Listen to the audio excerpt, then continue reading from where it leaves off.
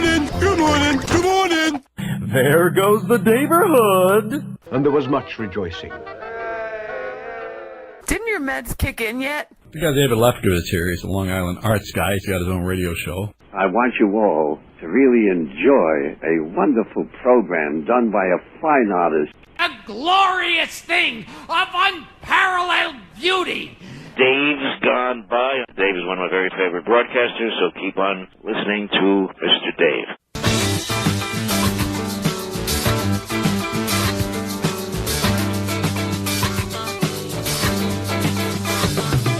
Tropical hot dog night. There goes the Daverhood. Good morning, everybody. Why does it look so dark? Do you think it looks like, well, it's a higher quality picture here on Dave's Gone By. In fact, I want to hear from you guys, all you folks tuning in, like Joanne and Tony and Karen and David from my high school, and Warhol is back. Welcome, Warhol, and Nicola, and everybody who might want to tell me we're doing this a little bit differently this week now that we're really concentrating more on Facebook even than quote-unquote the audio stream or radio, and we're doing this directly on my Mac instead of on my old PC. Ooh, that adds a little warmth. That's nice. So I think the video quality and hopefully even the audio quality will be better than what you've been used to for the past couple of weeks. So if you can please let me know, those of you who've been watching, if you see a difference, if there's improvement, if it's not as good. Also, when we play music, we're going to be playing it directly through this computer. So it's almost kind of more of an all-in-one. Ooh, and it just reminded me, I have to get this up too. Just let me, hold on. Forgot to do that part. There we go. Okay, so now we should have everything going. And welcome to the 653rd episode of the Dave's Gone By radio program of the stream with me, Dave Lefkowitz. That's my darling and adorable wife, Joyce. You had the mouse on your head. I did. That's kind of, where is it now? There. Oh, wow. This is cool. I can maybe shade in my, I wonder if, do you see that if I do that with the mouse? I can't even tell at this point. But this is a really cool episode, and I'm so glad that you all tuned in because we got a special guest. We'll have with us the guy who played Cybok in Star Trek V. Trekkie alert. I don't really, I never watched Star Trek as a kid. I admit I saw one or two of the Star Trek movies. The second one was pretty good, Wrath of Khan, but I'm not into that whole thing. But I am into this particular actor because he's really good, and I've seen him in one-man shows. Like the Borg. Well, that's really, yeah. How did, I think there was that joke they made in that one, I guess it was Deep Space Nine, or the one with 7 of 9. Yeah, and the guy says, if she's 7 of 9, what's 9 of 9? But anyway, Tony, hey, Tony, at work on Saturdays, can't always have audio up, but the video looks great. I'm so glad. Tony. So, Tony. I'll write something for him. And, Tony, if you're still working in theater, which I think you are, I got some plays I'd like to see done. Just saying. Welcome to Wayne and all the other folks who are tuning in on this Saturday, June 2nd, 2018, for our show. We're calling it... with the Y? I'm sorry, what? Tony's with the Y? Yeah. Oh, we're going to be interactive here. Look at this. We're messaging back. Wait here. Hi, Tony. Make a happy theater thing. Oh, with exclamation points, too. Hi, Tony. Yeah. Where'd you get this paper? In your drawer. Oh, good. Okay. She's rifling through my drawers, which she hasn't done since our honeymoon. But, ow. Anywho. So, I looked for a whiteboard with the marker, but that's better. Oh, the whiteboard's down there, but don't worry. This is better. Markers, yeah. Our guest, we're calling the show A Little Bit of Luck, because our guest is Laurence Luckinbill. Now, I saw him off Broadway in a show called LBJ about Lyndon Johnson. Smiling Tony about theater and welcoming him. Hi, Tony. We'll say hi, Tony, one more time. Wait, give me the thing. I'll fix it. Laurence Luckinbill. He also has done one-person shows about Ernest Hemingway. He's most famous, I guess, for doing a one-person show about the lawyer Clarence Darrow. Now, he still occasionally does. He does a couple of these things, even though you don't see him a lot on IMDb. He hasn't done that much acting. But here we go. Thank you. Oh, thank you, Tony. Innovative technology at its finest, says Tony. So welcome, Tony, and all those. Oh, and Nancy, hello. Nancy says, hey, Dave. Nancy. Yeah, and then how do you spell? I'm kind of curious how you got that spelling of your name, Nancy. It's not the usual one. That. I like it too. Are you South Asian, perhaps, or? I think she's just doing it because it's different. It's like Shaban. Oh, you're right. Sean or something. Yeah, or David, which I spell with a number 3. Yeah, you do. Yeah, I do that. Anywho, so Laurence Luckinbill, you also know him from. Oh, this is kind of interesting. What? On Broadway now, it just opened 2 days ago. We'll talk about it. Is a revival, 50th anniversary revival of a play called The Boys in the Band. Oh, which was one of the most first play. One of the first. It was an important gay play back in the in 1968. Nobody was doing gay plays above board, inviting the newspapers. Lillian Hellman. Oh, well, yeah, but those were lesbians. See, men don't mind watching lesbians. Gay men, they don't want to see so much, but lesbians, there's the possibility that there's, scissors and all that sort of thing. But I don't even know. So, but in 1968, this play came out that is now being revived with Jim Parsons. Her parents were innovative. Oh, they sure were. They sure. So a couple of innovative people. And by the way, Robert from my old high school and Bruce, welcome to you guys to the Daverhood. But anyway. Bruce is awake? No, different Bruce. Oh, usually Bruce is sleeping. Yeah, we have more than one Bruce tuned into this program. Yeah, the Bri. That's what we call them. The Bruce. Yeah. Oh, the Boys in the Band. On Broadway, way back when it was off Broadway in a tiny little off Broadway theater. Yeah. But every gay person in New York went to see it because for once they were seeing their lives on stage instead of having to be closeted. This was still, I think, 2 or 3 years before Stonewall. Pre-Stonewall, yeah. So they're reviving it now on Broadway. And big cast. Jim Parsons from The Big Bang Theory is in it. A couple of other folks. I think the cast is entirely of gay men. So it's sort of this watershed event. But 50 years ago, very few actors had the guts to appear in Boys in the Band, unless they were, gay already. Well, Laurence Luckinbill, he, despite protestations of agents, I'm sure, and of friends who said, your career's dead if you appear in this. But that's not true, though, right? It wasn't true. Wasn't true. No. Wasn't true. And he was in that show for a long while. He was on Broadway. He eventually got himself a Tony nomination for the original production of The Shadow Box. So he's done a ton of things. You know who he is. Of course. He's been on TV. He's been in the movies. He's done a zillion things. He's Laurence Luckinbill. But David. And we're lucky to have him. Okay, wait, let me explain what the hell that is. Okay, so one thing that I enjoy doing in Greeley, Colorado, or anywhere really, but especially in Greeley, Colorado, is, I don't know, I'm intrigued. I like estate sales. I like garage sales, yard sales. It's a thing. I always think I'm going to get something. If we need a piece of furniture, maybe somebody's stuff is not so dinged up, or you find something very nice that would be less than half the price in an antique furniture store. So I rarely buy stuff, or if I buy something, it's for a buck or two or three. But I like to look. Back in the day, I especially like to look at CDs and record albums.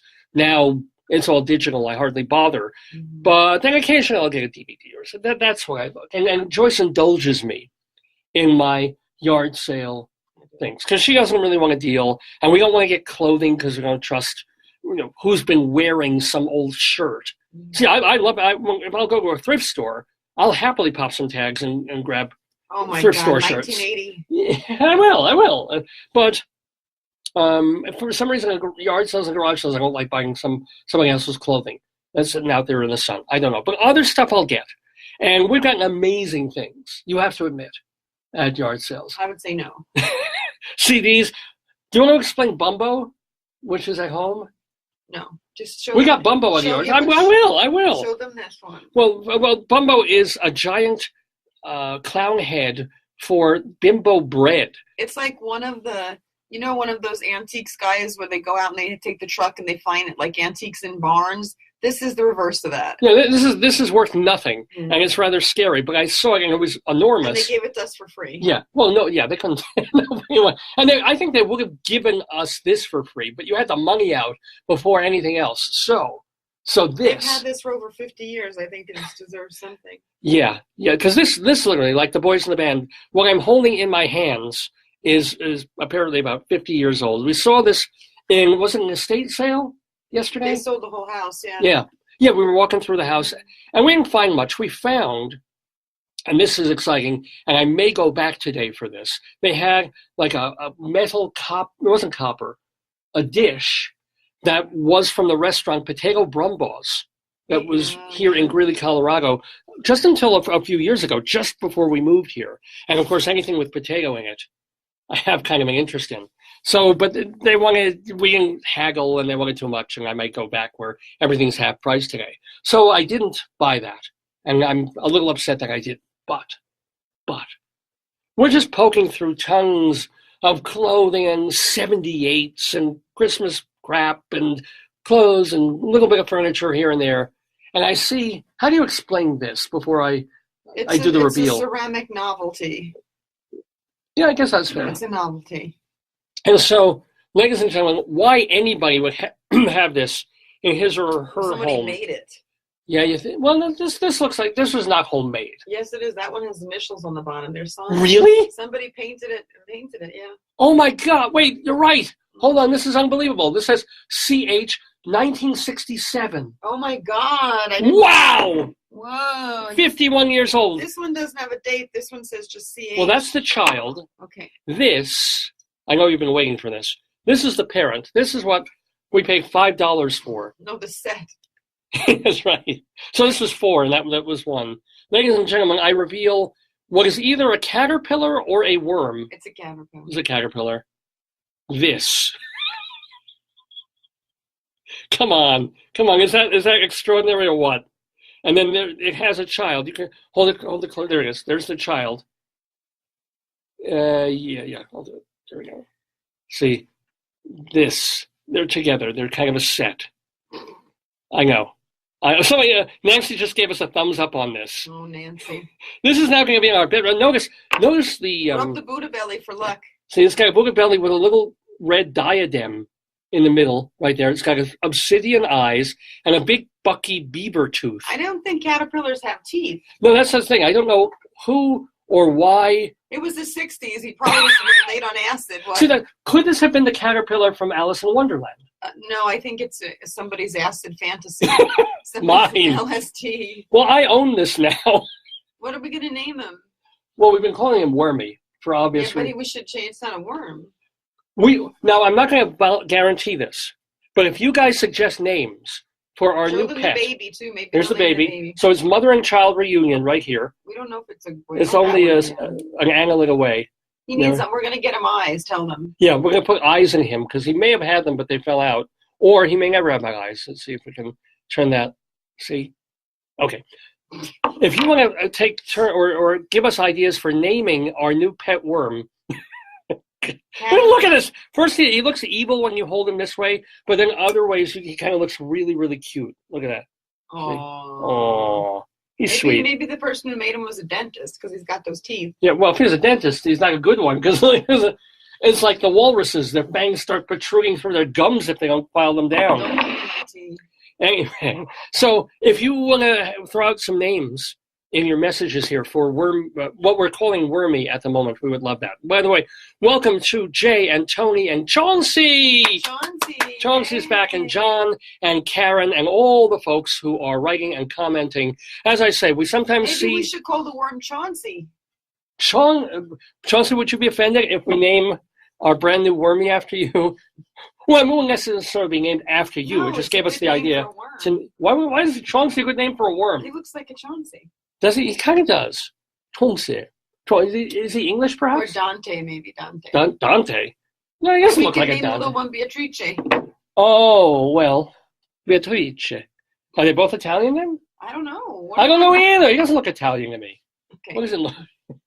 I don't know. Don't even know what he looks like. But feel free to drop us some suggestions. And again, when people log on, I like to say your names if I can see it. Sometimes Facebook won't let me see everything or every comment that we've got because we have at least 5 comments now, and I'm not sure if I can see all of them. It's trying to load them, but, well, whatever.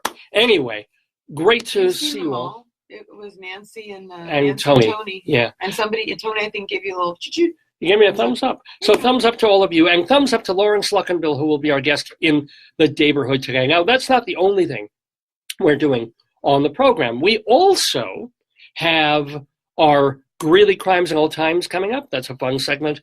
We'll have something that I forgot. Yeah, I forgot last week, and I apologize for this. I think I apologize for this anyway, to do our special Wretched Pun of Destiny. This is a segment that we used to do every week, and we kind of let it go for a long time. Your new friend, too, here. Oh, what is that? Oh, I forgot about this. This is so, we did not get this at a yard sale. Don't even. This is unbelievable. I'll put the lights off. Want me to put the lights off? Yeah, hold on. It'll stop. We were at the supermarket yesterday and browsing through the only aisle I can afford, which is the discount aisle. This is excellent. Okay. Ladies and gentlemen, this was discounted for about $2. I would have paid $100 for this. Super swing here. Hold on. Let me just show them what it is before. Okay. So there's this. Okay. It's a bath time octopus. If you hit it, it gives children epilepsy.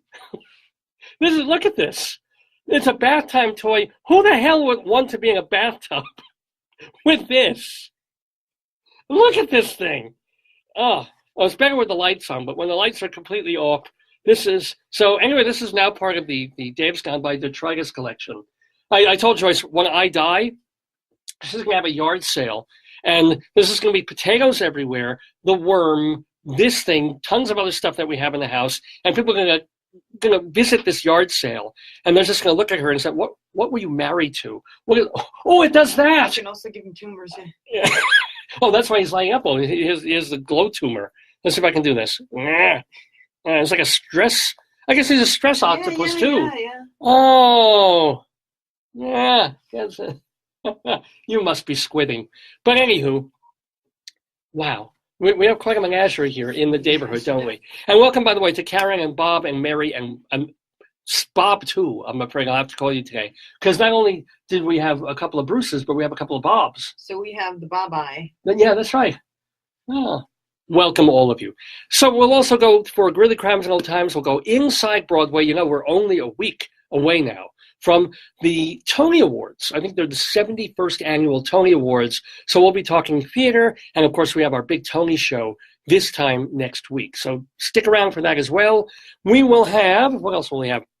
More of StoryTime mit a cow for Hansel. Yes, we're about halfway through the book.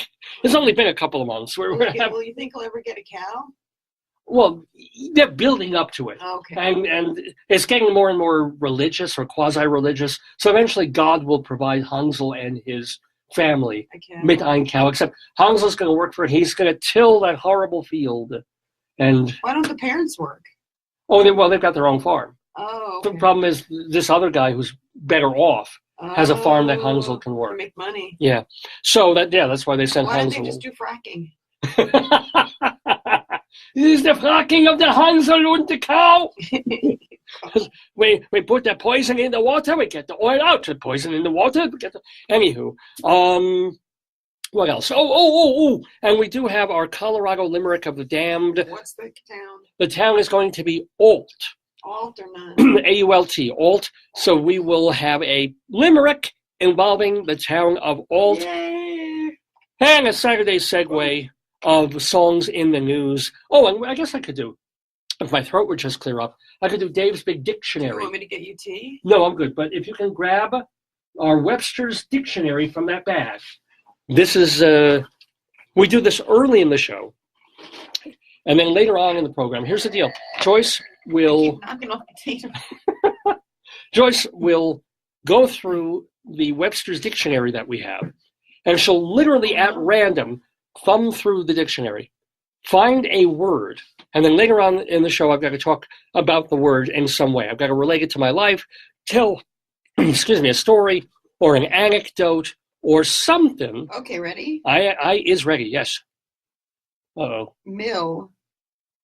A building with a machine for grinding grain into flour. Okay. A machine used in processing as by grinding, stamping, cutting, or finishing raw material. Okay. Factory. Mill. All right. Trouble in the mill.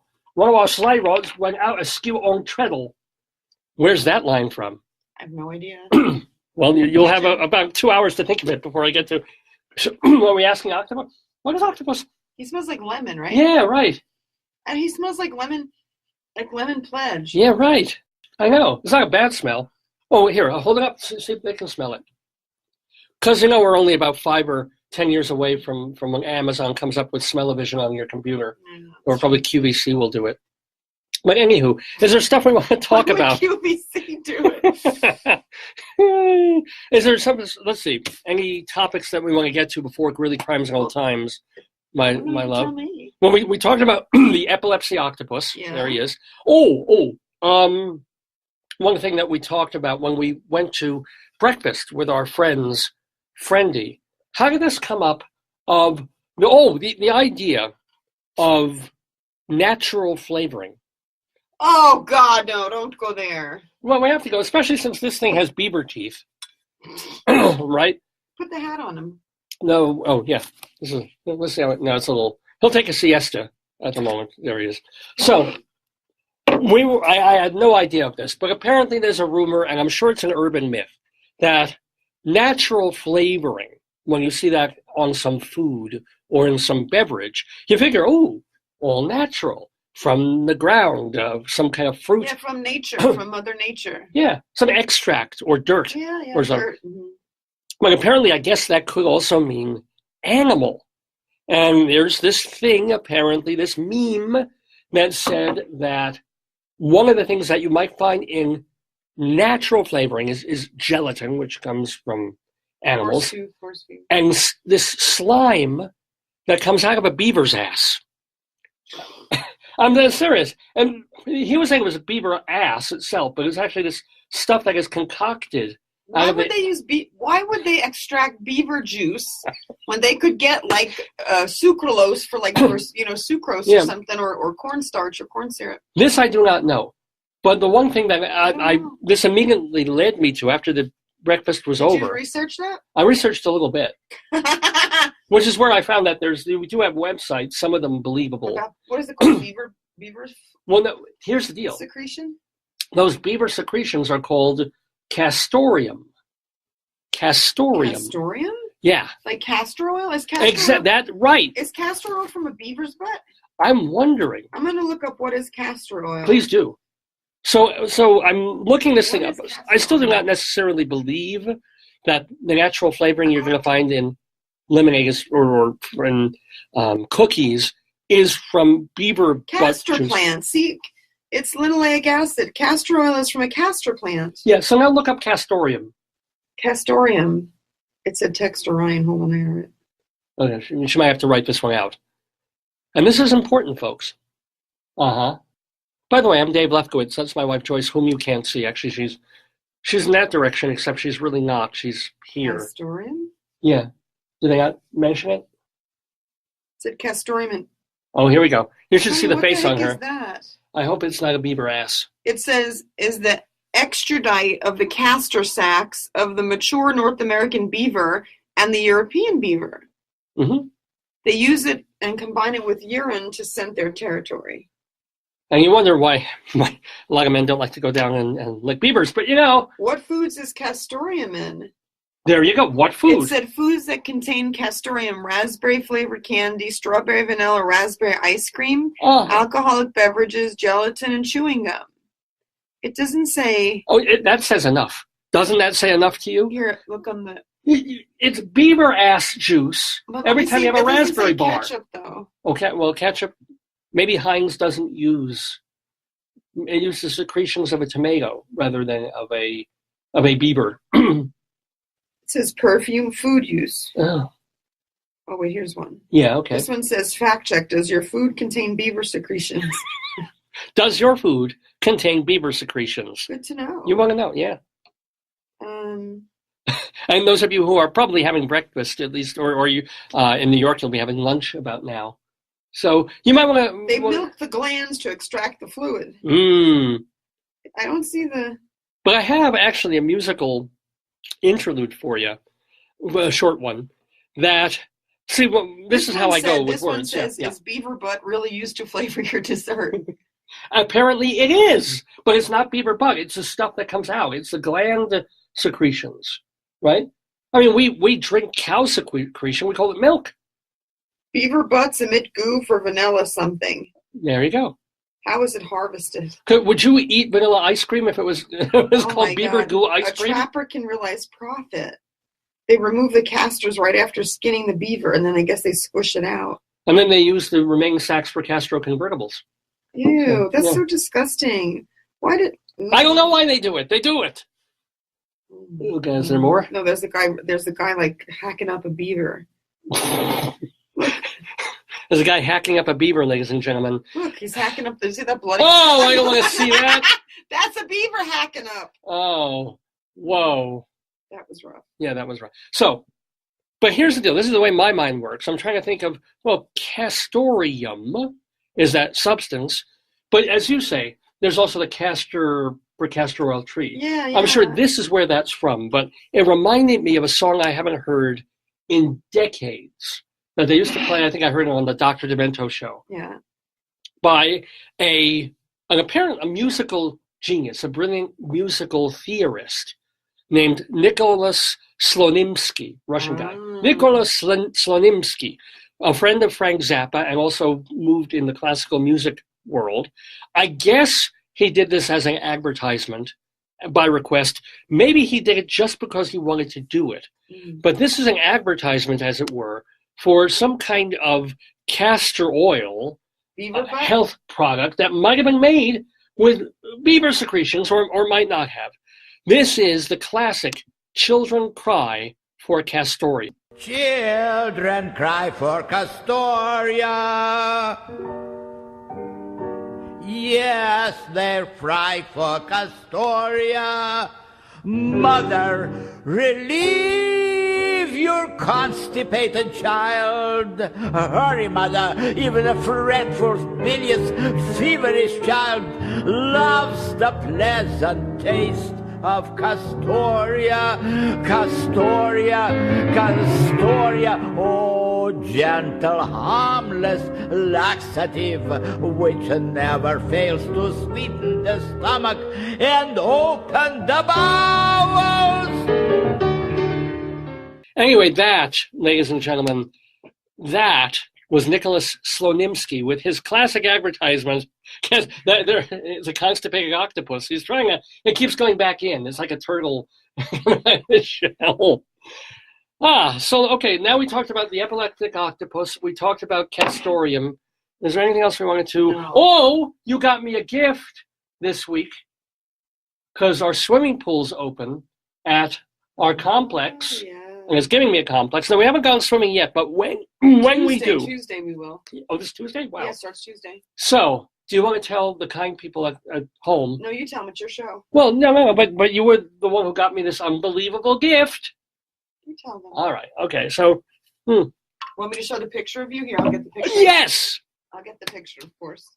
Because, if you go into Walgreens and places like this, you'll find all these special new pool floats that they have now. They're shaped like an ice cream cone. They got a flamingo. They even have a narwhal swimming pool float, which you figure is kind of counterintuitive because it's got this pointy part sticking out that anybody swimming will get poked in the eye if they swim near a narwhal float. But they have all these. I know you've seen them in sort of the summer aisle near the skincare things and the goggles and the flippy flappers. But Joyce somehow found me the absolute right swimming pool float for yours truly, Dave Lefkowitz.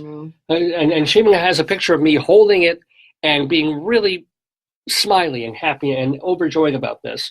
Let's see if I can show this on the oh great, here it is. Ladies and gentlemen, this exists. This is real. It actually looks like I'm in the advertisement here. Well, I'll make it bigger. This is a whoopee cushion swimming pool float. Nice. Yeah, I'm actually smiling at the hot girl in the bathing suit, but ow. No, but it is an actual whoopee cushion pool float, which I look forward to making whoopee on in the weeks ahead throughout the summer. So, you wanted to show them this too here. Well, what do I want to show?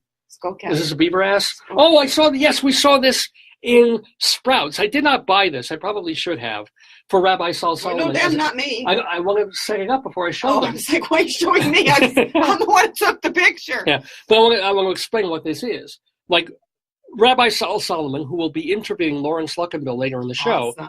he will be, he takes his vitamins, and he has a sort of a borscht pill every day that keeps him going. But he also takes this. I don't know if you saw this, but there's actually, it wasn't in Sprouts. This was in the vitamin shop, I think, that we go to. Sprouts. Oh, that was Sprouts? There we go. Want me to make it bigger? I think I got it. Notice the name of that product. There's actually a vitamin or herbal supplement something called skullcap. What? I'm sure the plant kind of looks like a Jew with a yarmulke, but who names this skullcap? Trying to find more. That's even better than horny goat weed. Well, maybe it's not better than horny goat weed, but still. So, Rabbi Saul, you have a gift coming to you. And by the way, you all have a gift coming if you stay with the rest of the Dave's Gone By radio program of the stream, because Rabbi Saul will be talking to actor Laurence Luckinbill. We've got StoryTime. We've got Dave's Big Dictionary and the word mill. We'll have our Saturday segue of Song in the News. We'll have, what's this?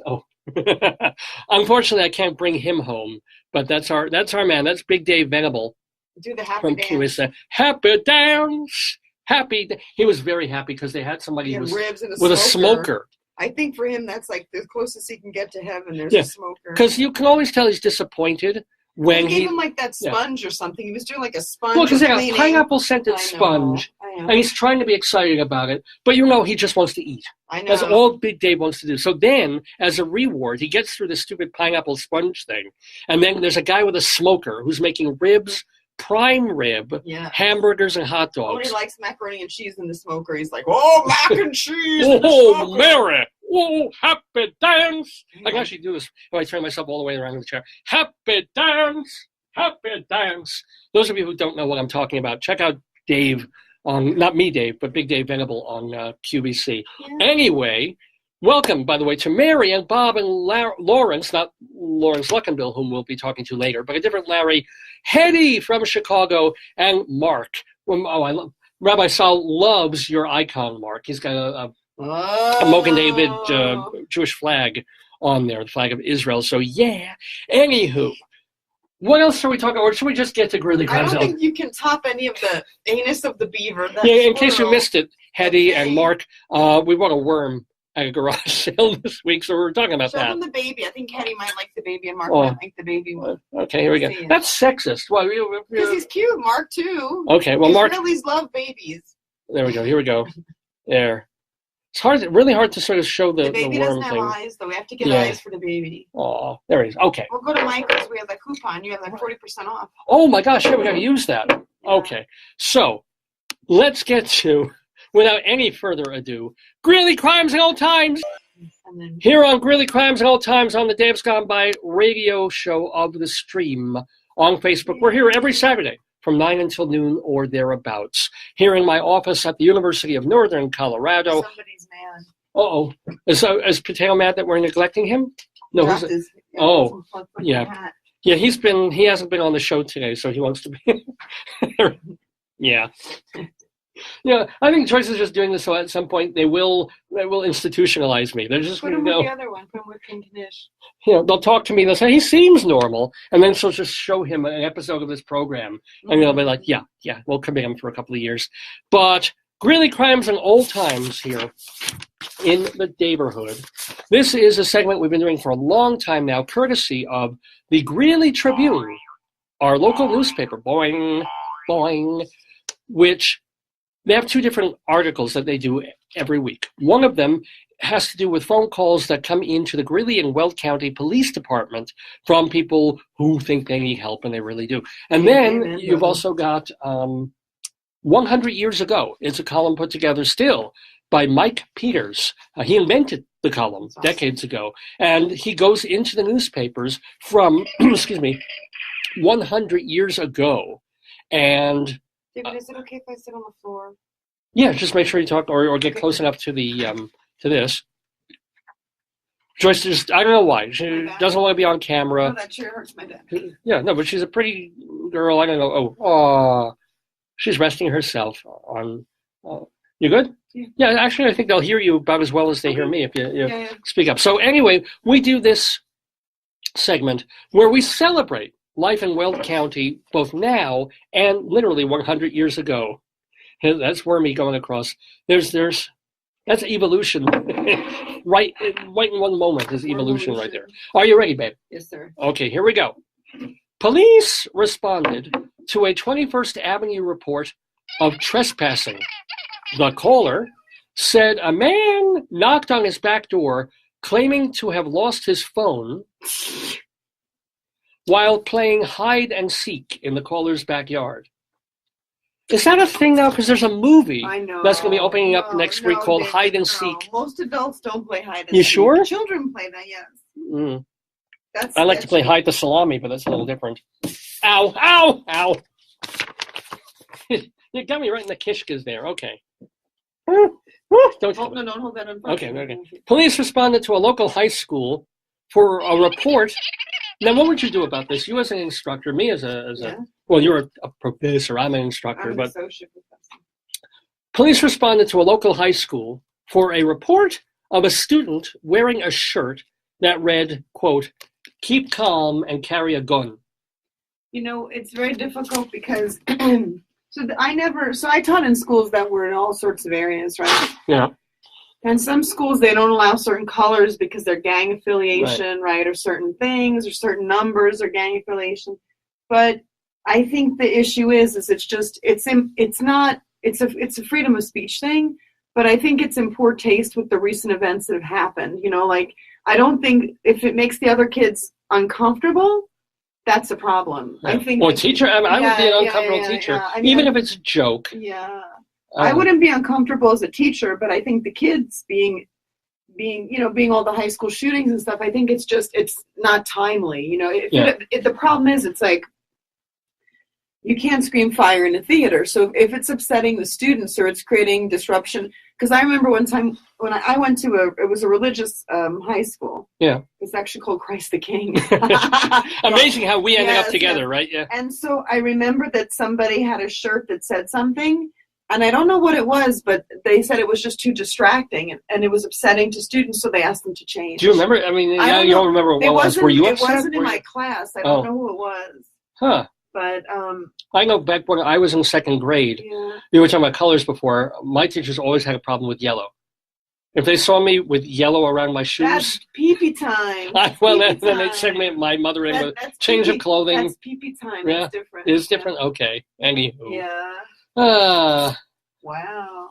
So I don't know. Keep calm and carry a gun. Because I was telling people on campus, we had a high school graduation and they hired Greeley PD and UNC PD. We had a lot of police presence, and I was like, why do we need police? And they're like, because of all the recent events. Yeah. So I think if it's really on people's minds, it might be scary. It's bad taste. It might be scary for the other students and cause a panic. Like if they all get upset and it starts to freak out the students, but I don't know. I mean, let's say it read, keep calm and carrying AR-15. Well, how would you feel about that? Even? What we did at our school is they made a dress code where you couldn't wear T-shirts. Yeah, you could wear like button-down. The boys had to wear button-down shirts or sweaters or vests, and the girls, like they made a dress code that eliminated that. Yeah, we couldn't wear jeans. And the women are, because the women can hide knives and things. They're less trustworthy. They should make the women in high school just wear underwear. God no. Yeah, definitely. That's what they should do. I don't think you want to see that. Back when I was in high school, yes, I wanted to see that. Ow. Keep okay. Moving. I'm keeping moving. I'm moving. Coming in a half hour. All right, here we go. Major F. Little of the Canadian Army. I think he prefers to be called F. Not so sizely challenged or something. Well, he's from the Canadian Army, Oh, good. And he's visiting Weld County, and he said that the Great War will last several years. Quote, if you can get any bets that the war will be over in 6 months, take all you can get, the major said. Of course, this was in like April or May of 1917 no, excuse me, 1918. Whoa. Which means that he would have lost the bet because the war ended in November, 6 months after the major made that statement. So there you go. Try it. Yeah. I'm going to ask that you watch that. And that's why, as George Carlin said, military intelligence is an oxymoron. But anyway, the Greeley City Council wants the police to start killing more dogs in Greeley. Oh, God. At the council meeting, they found Are they going to use their glands for something? Well, did dogs secrete anything from anal their glands? Remember Murray, all the anal gland stuff? I know, right. I used to put that in my coffee. It made it much richer. Yeah. Well, here's the deal. They found that 125 dogs had been licensed and 25 dogs had been, quote, disposed of by police. I would like to see those figures reversed, said Mayor Todd. The councilman nodded in agreement. So, basically instead, they want to reverse those numbers. Instead of all those dogs being licensed, they want to see like 25 licensed, 125 shot or gassed. The good news is that in 1938, a Vietnamese restaurant opened in Greeley and completely solved the problem. So there.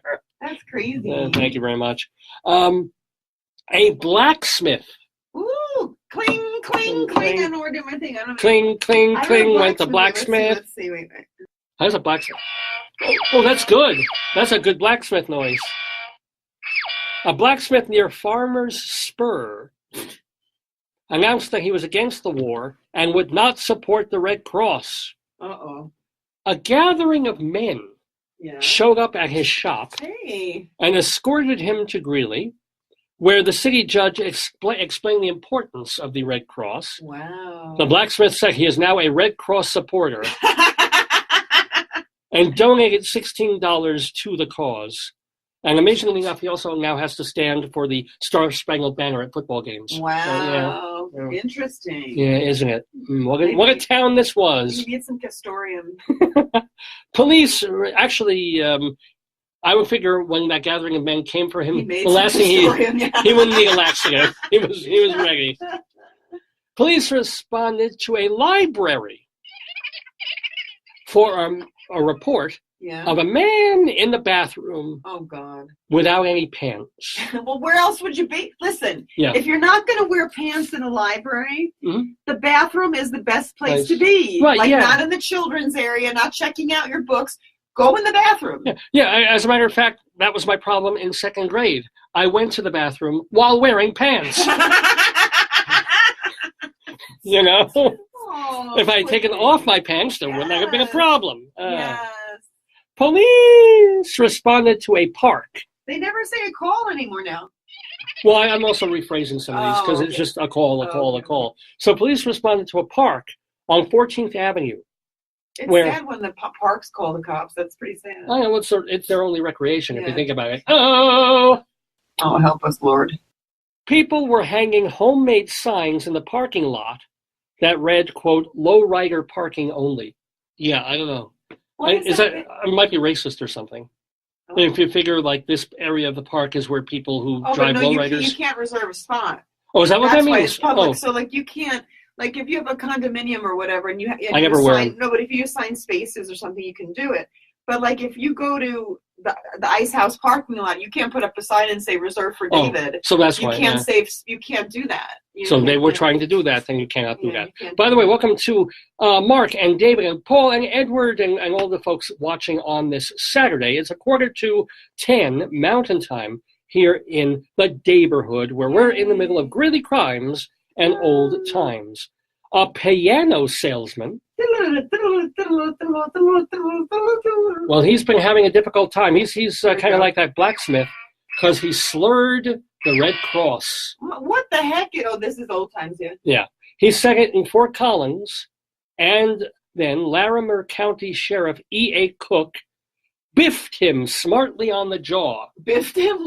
Biffed him on the jaw. Oh, my God. And escorted him out of town. Wow. Cook then called Greeley City Marshal Ben Florence and said the man had checked into the Camfield Hotel. The marshal went to the hotel and escorted the man to the train station for his exit. Wow. At least they had a train. Yeah. That's good they had a train.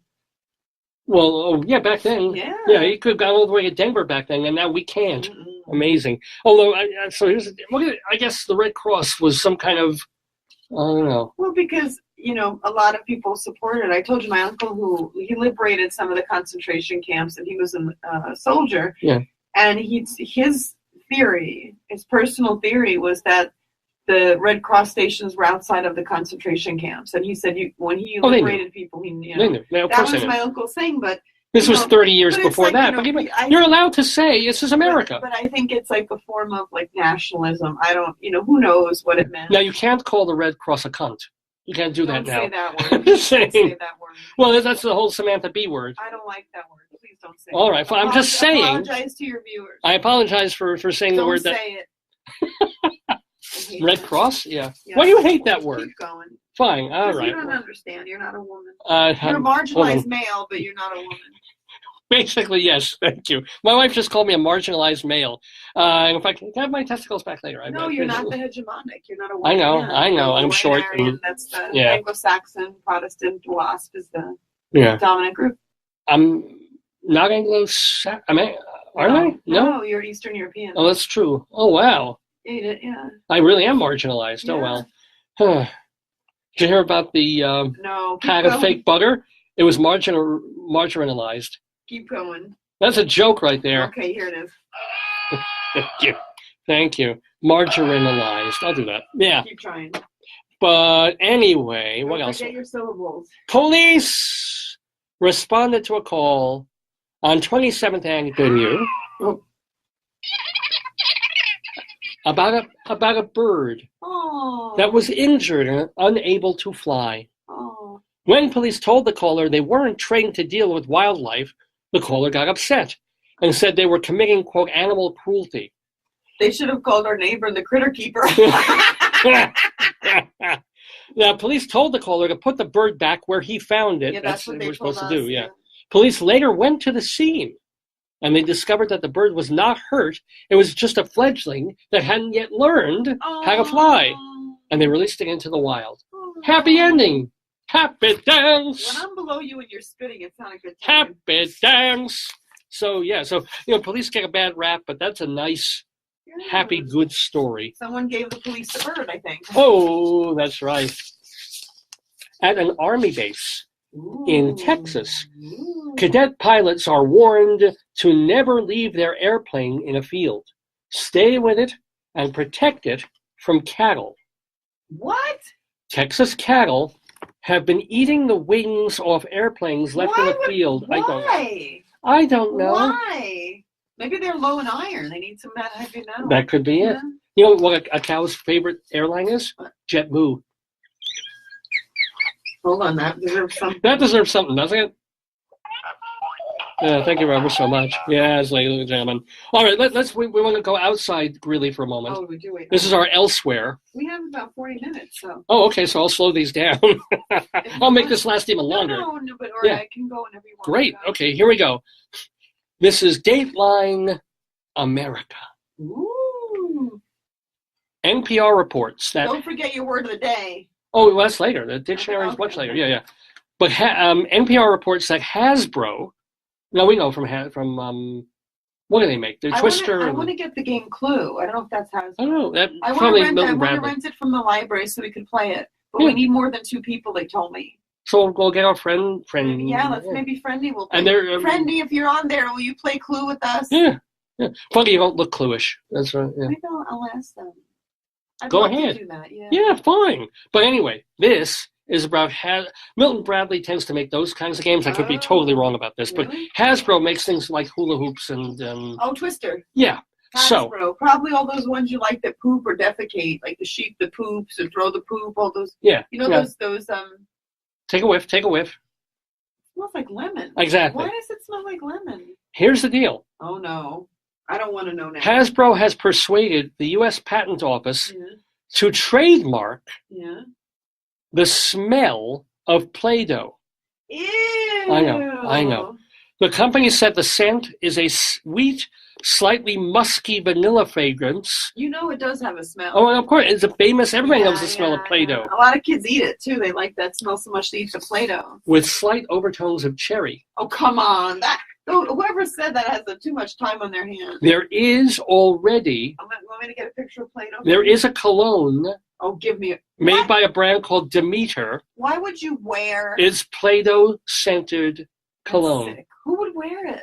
I don't know. I don't know. It reminds me of both summer camp and preschool, and I was a counselor, and that was a lot of work. Imagine you're like high school. You were camp sweethearts, like in your early teens, and then you reconnect in your 20s, and you go on a date, and the guy puts a little like Play-Doh, so it brings up these memories. No, it's like all those girls who wear like candies or loves or the Yeah, baby soft. it's gross to me. I don't like any kind of cologne or perfume anyway. But the cool thing about Play-Doh scented cologne is like if you roll your face in a newspaper, you can read the comic strip backwards. So really? Yeah, it's kind of neat. Well, that's good. Yeah. Anywho, that was comedy right there. That's weird. Police were called to a business on 23rd Avenue because a man asked the caller to join a Bible study, then followed him around the store after he refused. I just heard about that. Maybe it was Jesus. No, I think that has to do with somebody at school because they were telling me that story. Really? They were saying, be careful, because they said there was a woman with a child in Walmart who was cornered by somebody who asked them to join a Bible study, and she got really scared because the person had nothing in their cart, and she was trying to get away. You mentioned that. Yes. I bet this was it might not have been a man. It's like it might be like some kind of epidemic. Wow, of biblical proportions, as it were. I think it's potatoes trying to get more ketchup. Personally. That's right. They have their own Bible. It's the Heinz bottle ingredients. Yeah. There's still no mayo chup in America. This makes me and the potatoes really, really sad.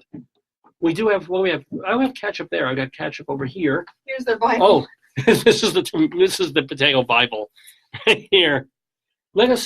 Maybe instead of a cow for Hansel today, we'll read through. Oh, whoa! These are nice. We could. It's a beautiful book. Look at this. We could copy some of them. Meat. We could copy like some of these pictures. Look. What a great name for a chapter. No, it's a beautiful book. Look at those. They love this book. Look at this here. It's beautiful. Beloved Heinz, the red magic. I'm serious. See if it mentions anything at all about castoreum. Okay, I will. About their natural flavorings. I don't think it's gonna. Is there a chapter named Beaver Ass? No, unfortunately, no. All right. I'll read the Heinz history. Maybe it'll say, it just is by pictures. Let's see. How beautiful that book is. By the way, you're watching the Dave's Gone By radio program of the stream here on our Facebook page, Radio Dave Lefkowitz. If you have friends, if you have family that you think would enjoy this program, God knows why they would, but bring them over to this Facebook page. We're live for another 2 or 3 hours because, hey, we've got Laurence Luckinbill joining us with Rabbi Saul Solomon. We'll have story time with Hansel and Cow, Dave's Big Dictionary. We'll also have, what do we have? A Saturday Segue, a Limerick, a pun. So much fun here in the Daverhood every Saturday from 9 until noon or thereabouts in Greeley, Colorado. Are you ready for a couple more? Nothing about beaver, but nothing about beaver ass in the book, not so far. No, I'll look it up in the. You can make a shrimp cocktail with it. Well, okay, but I want to get back to Greeley Crimes and Old Times also here. So I'll look it up in the. What would it be called? Castoreum? Yeah, castoreum. Casserole. No. No. That'd be cool if it was a castor oil casserole. Oh God. I would love that. Horrible. Police were called. To a grocery store on 11th Avenue. 11th? Oh, we know where that is. About a man yelling, quote, inappropriate things like and trying to sell umbrellas. There you go. It's a little incongruous combination there. Maybe it just goes up to women and goes like, honey, are you wet? That's weird. Yeah, I don't know. It wasn't me. You sure? No, I'm not so sure. Let's have a tote. Okay, that's a little umbrella cute. joke. Let's have a totes. By the way, M.E. Temple, who was the town clerk of Johnstown. Oh, nice. Well, he had some trouble yesterday. Oh, no. He was driving home from Fort Collins in his new Buick Roadster. Ooh. And boy, he was hitting high speeds of 40 miles an hour when a policeman signaled him to stop. Uh-oh. Temple did not see the officers and continued on at the high speed. How can you not see police people? Well, did they have sirens back then? I'm sure. Remember the Keystone Cops, like, they all get in the car like that? There were silent films. There were silence. You couldn't hear them. You could only see them. Like, yeah. They're like, read me my rights. They did. They had the right to remain silent. There was a silent movie. Anyway. But this guy was hitting 40 miles an hour. Whoa. He didn't see the cops, so they threw out spikes, which blew out all of his tires. Oh, my God. Police mistakenly thought Temple was smuggling whiskey from Wyoming, and he lost $100 worth of tires. Oh, my God. Tires were that expensive back then? I I guess. Moral of the story, if you're white, they don't shoot you. Oh, that's good. Yeah, it's good to know. Oh, here's an advertisement, by the way. Saturday, opening day of the Olympia Candy Company in Greeley.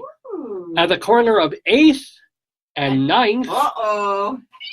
Wait. And this is their big motto. This is their big opening slogan. We suck. Well, we suck candy. Yeah, no, everything new, strictly modern, and sanitary. Nice. Yeah, that makes me want to get some. It's good that it's sanitary. Now we can go there. Charleston shoes. I wonder what was there beforehand. Probably a slop barn or something. Yeah, or if there was a candy store there before, and now they're emphasizing. Unsanitary. Our candies don't give you lockjaw. There you nice. go. What else? Let's see. Police received a call from a Frontier Academy student. Usually they don't get that specific. Whoa. He said his friends were quote, going to hit all of the 8th graders with a red paddle for the last Happy New Year! For the last day of school. Why? Actually, that would give Big Dave a happy dance. Why Let me would tell they you. hit everyone? I don't know. It's a hazing sort of a thing. Well, actually, police were nervous because it was a semi-automatic red paddle with a bump handle. Oh, wow. So, yeah. Did they respond or you don't know? Don't know.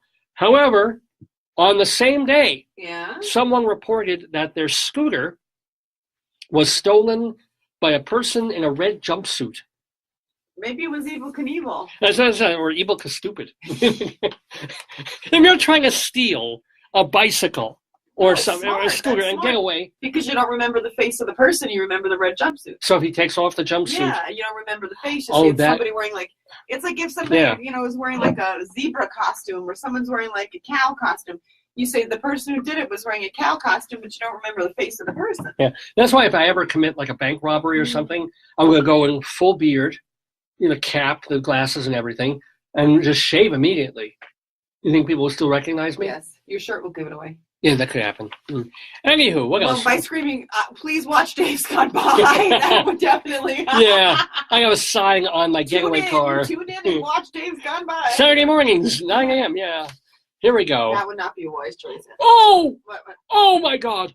Do you have a honky horn or do you have... this is big. This is important. I'm going to... Hold on. Is it a chicken alert? No. No, it is not. It's Hansel. I need Hansel. Here's Hansel and Cow. You want the bell or the horn? Well, you don't like the horn, so if you want to do the bell, you can do the bell. Do it. Okay, you ready? This is unbelievable, ladies and gentlemen.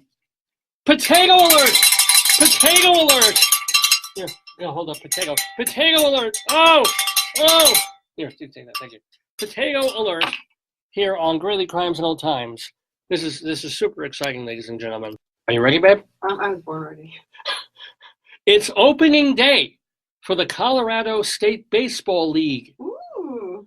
The Greeley Spuds Woo. versus Gates's Half Souls. They really had no gift for names back then. Probably they were shoe company. I'm sure, but the Half Souls, they're starting at 2:00 in Island Grove Park. Wow. The band will be there. Nice. And admission, including war tax. Woo! 10 cents? No. 2 cents? No. 20 cents? 40 cents. Whoa, war tax is expensive. It's weird how, David, I'll be back. I'm going to take a little. Sure. You talk about Joyce is going to tinkle. Thank you. Please don't do it in my office. Okay. So, yeah, kind of makes you wonder, because I had to change the tires on our Subaru about 2 or 3 months ago, and I think for 4 tires, it came to about $250, and for decent tires. And we just read that thing about somebody in 1918 losing $100 worth of tires. Maybe that's what he put on his insurance form, and they're actually like $27.50. I don't know, but also it just strikes me that back then, 40 cents for one person for a baseball game. They probably have to pay for parking, but snacks or whatever, I don't know. Sounds like a lot, doesn't it? Anyway, it is 10:03 in the morning, Mountain Time, here in the Daverhood in Greeley, Colorado. We're doing the Dave's Gone By radio program of the stream. It is our 653rd episode. We're calling it A Little Bit of Luck because we will have a bit of luck. Larry Luckinbill, the actor, the guy from Star Trek V, guy who's done one-man shows about Lyndon Johnson and Ernest Hemingway and Clarence Darrow. He's also been off Broadway in the original Boys in the Band. He's been on Broadway, Tony nominee for The Shadow Box, the original one back in the 1970s. But I didn't even mention, he's married to Lucy Arnaz, who is Lucille Ball's kid. So a lot of stuff to talk about with Laurence Luckinbill. A little later in the show, he'll be talking to, of course, the great Rabbi Sol Solomon. All of that, plus Dave's Big Dictionary, StoryTime, Limerick Pun, etc. We couldn't do this program without the kind help of our friends at Hewlett Minuteman Press, the copy kings of Broadway in Hewlett, Long Island. Minuteman is a franchise. People have Minutemen all over the place, but use this particular one. They're right in the heart of Hewlett, about 2.5 blocks from the Long Island Railroad Station, and the Toron family has owned and operated this Minuteman since the mid-1970s. Miles passed away about 2 years ago, but Carlene, the wife, she still runs it with the sons. They do quality work, reasonable prices, reasonable turnaround times. They're just great people to work with, whether you're doing single-sided black and white copies or colorful copies like this, or they can put your logo on a bell or on a piece of clothing, or on pens and pencils. A bottle of castoreum, you can label it. Can they make castoreum? I don't think they can make castoreum. I can try and make castoreum. Hold on. No, down below. You don't do that? No. Down here, no. So give them a call. They'll be open on Monday morning at 8:30. Hewlett Minuteman Press, 516-569-5577. Area code 516-569-5577. And remember, if you tell them Dave sent you, you get 10% off any job, big or small, at Minuteman. They are the copy kings. I don't know what that sound is. You gave me a kazoo. Oh, and of course here's this. We have all our goodies in here. This is this go. Oh, this thing. There we go. Listen how loud that is. Yeah, that's pretty good. Well, that's perfect for Star Trek. For Laurence Luckinbill coming later on. Well, we're here in the Daverhood. We've got our baby bottle. Oh, do you want to feed the worm, babe? No. We got our little baby worm. I'm going to feed him in his eye.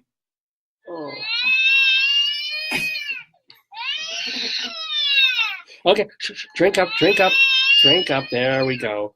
Good worm. And all the milk is gone. Oh, thank you.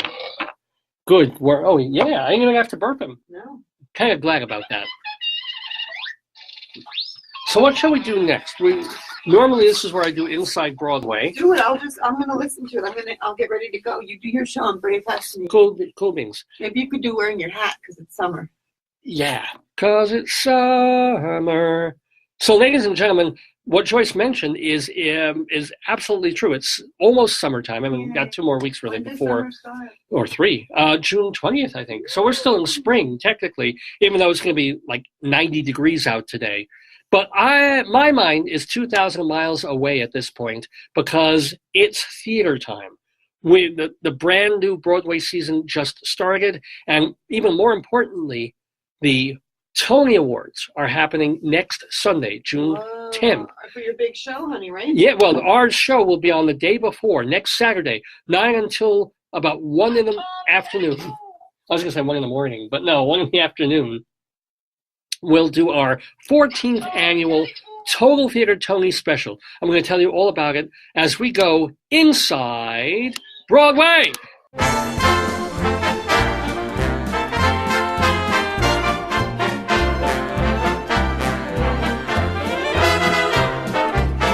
Inside Broadway, a look at theater on and off Broadway and beyond. Brought to you by Total Theater and Performing Arts Insider. Curtain going up.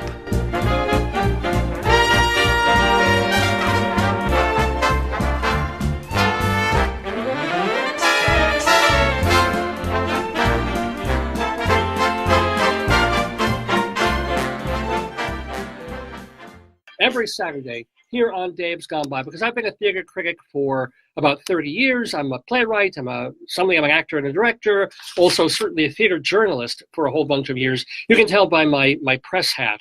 It's even got the tag on it that gets me into fires and killings and things. There we go. So, inside Broadway we go.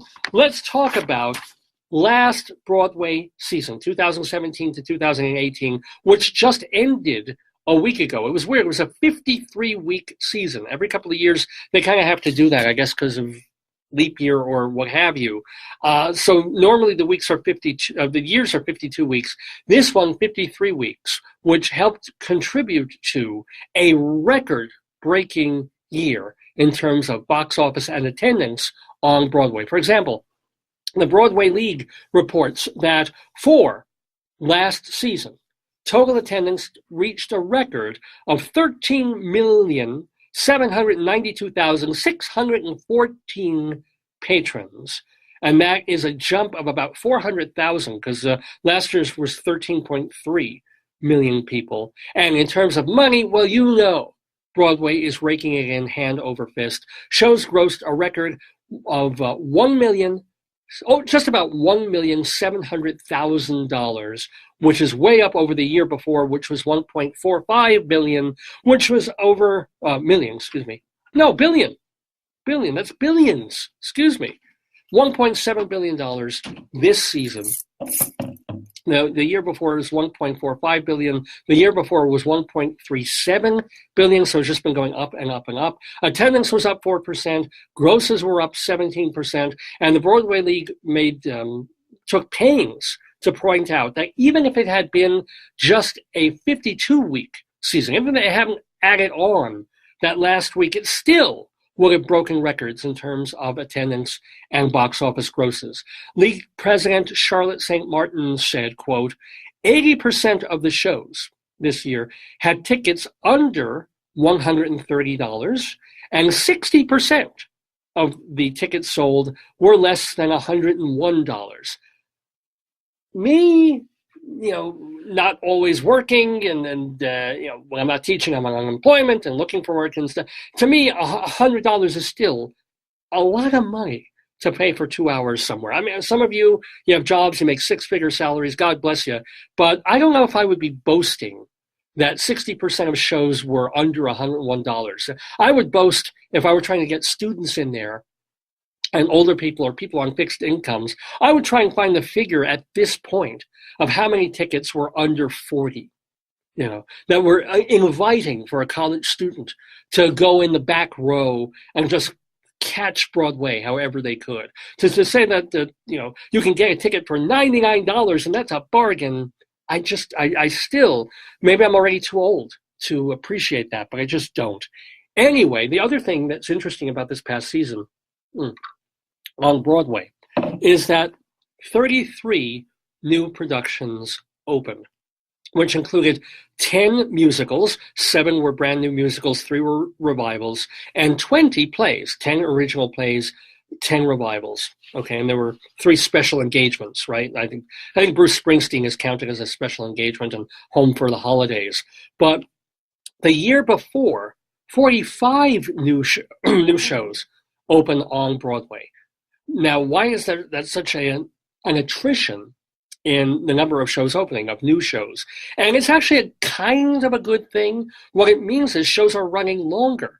There is a finite number of available theaters that are Broadway theaters. They all have to be between West 41st Street and I think up to 53rd, not counting Lincoln Center. So they're all there. Is Lincoln Center Broadway?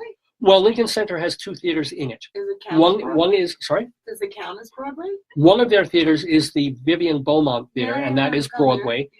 The other one is the Mitzi Newhouse Theater, and it's smaller, and it's off Broadway.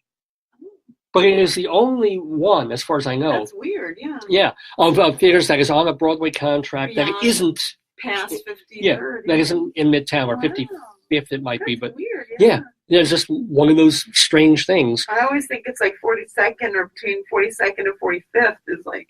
Well, higher than 45th. Row, yeah. But the other deal is, Broadway, there are certain parameters. It has to do with the union contract, has to do with how many seats. If you have a theater with 400 seats, in Midtown that's off Broadway. What's the smallest Broadway theater? Ooh. Like 50 seats? It could be a black box? Oh, hell no. If it's a Broadway theater, yeah, it's going to be $499 plus. What? Yeah, up to about 12 or 13 or 1,400 seats in like the Gershwin or the Marriott Marquis. What? Yeah, I'm telling you. Oh my God. I think the Helen Hayes is small. The Music Box, I think, is pretty small. A couple of those, off the top of my head, I could be completely wrong, folks.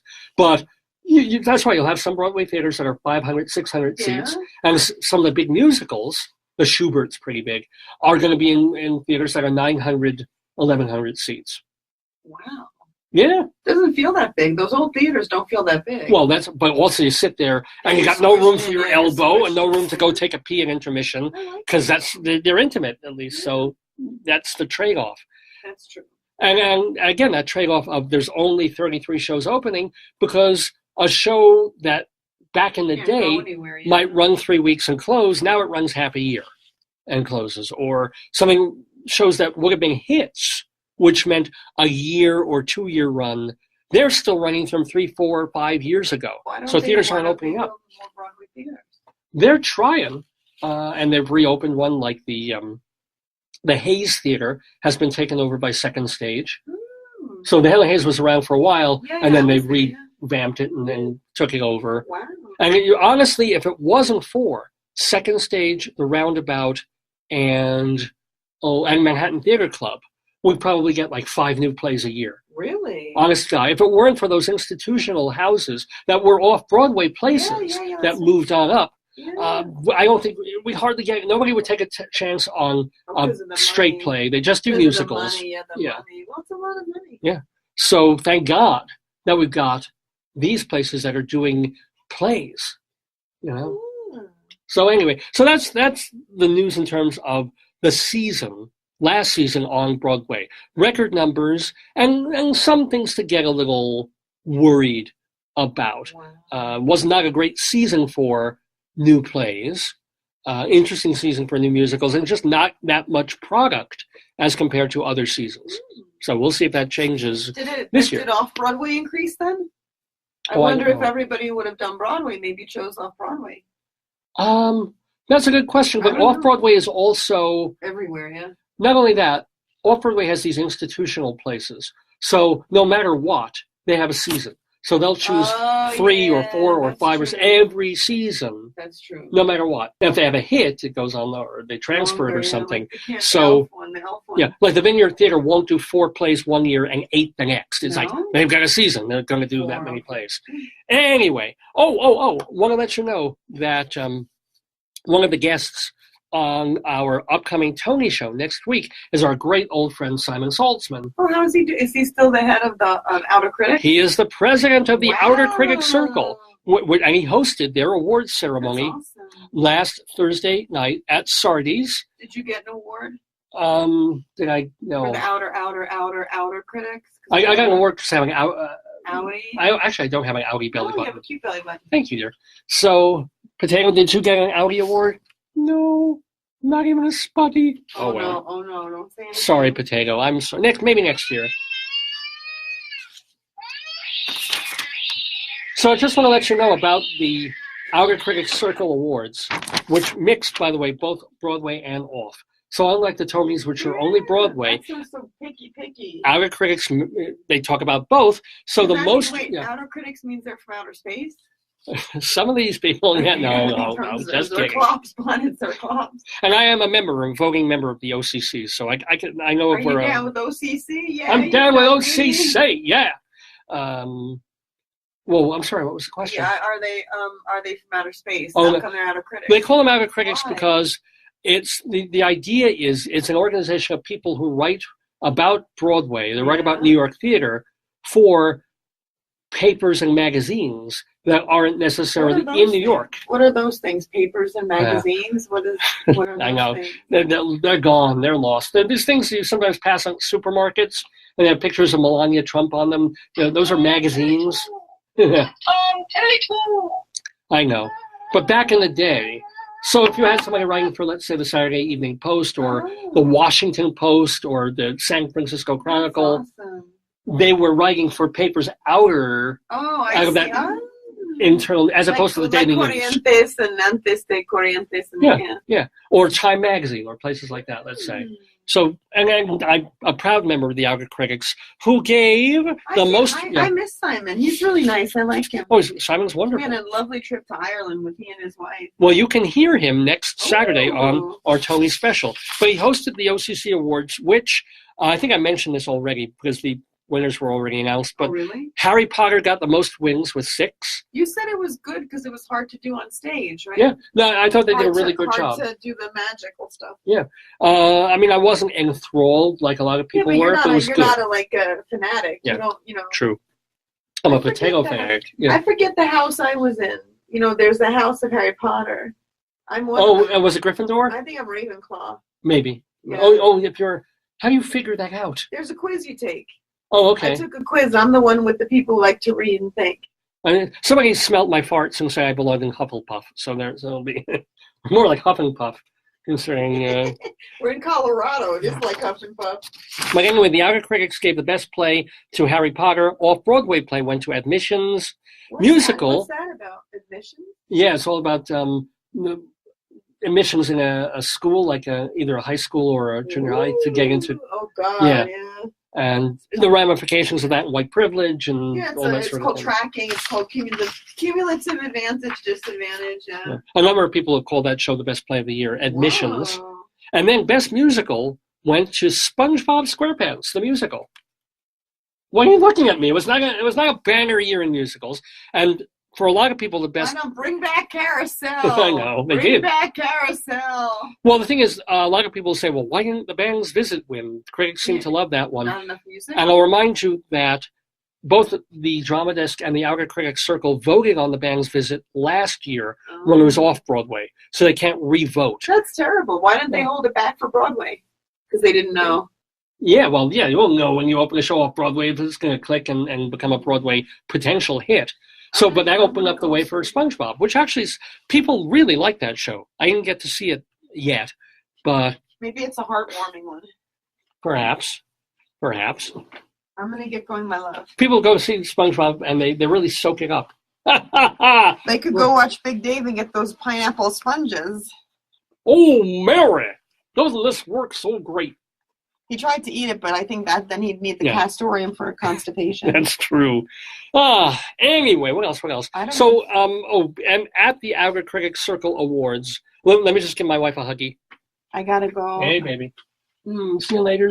Give my best to Tone. I will, honey. I love you. Love you, too. That's my darling and adorable wife, Joyce.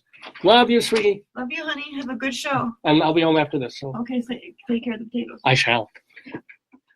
At the Outer Critics Circle Awards, among the speakers were Tina Fey and Nathan Lane, but both of them were expectedly really, really funny. Tony Kushner, he gave a speech because he did that revival of Angels in America, and apparently he just was going on and on and on because he had the opportunity to. And what else? Apparently most people, though, loved the Outer Critics Circle ceremony. They said it was one of the best that they've ever had. They had a terrific time. So congratulations on that. And proud to be a member of the OCC. Now, I mentioned also the Drama Desk. They're having their award ceremony, the 63rd annual Drama Desk. That is happening tomorrow night, Sunday, June 3rd. So, of course, we will tell you a little bit about that next week on our Tony show. Let's see. Oh, this is actually totally very far away from New York, thank goodness. But for the very first time in its 65-year history, the Stratford Festival in Canada had to cancel an opening night. It's opening night of the whole festival. Why? Because of a bomb threat.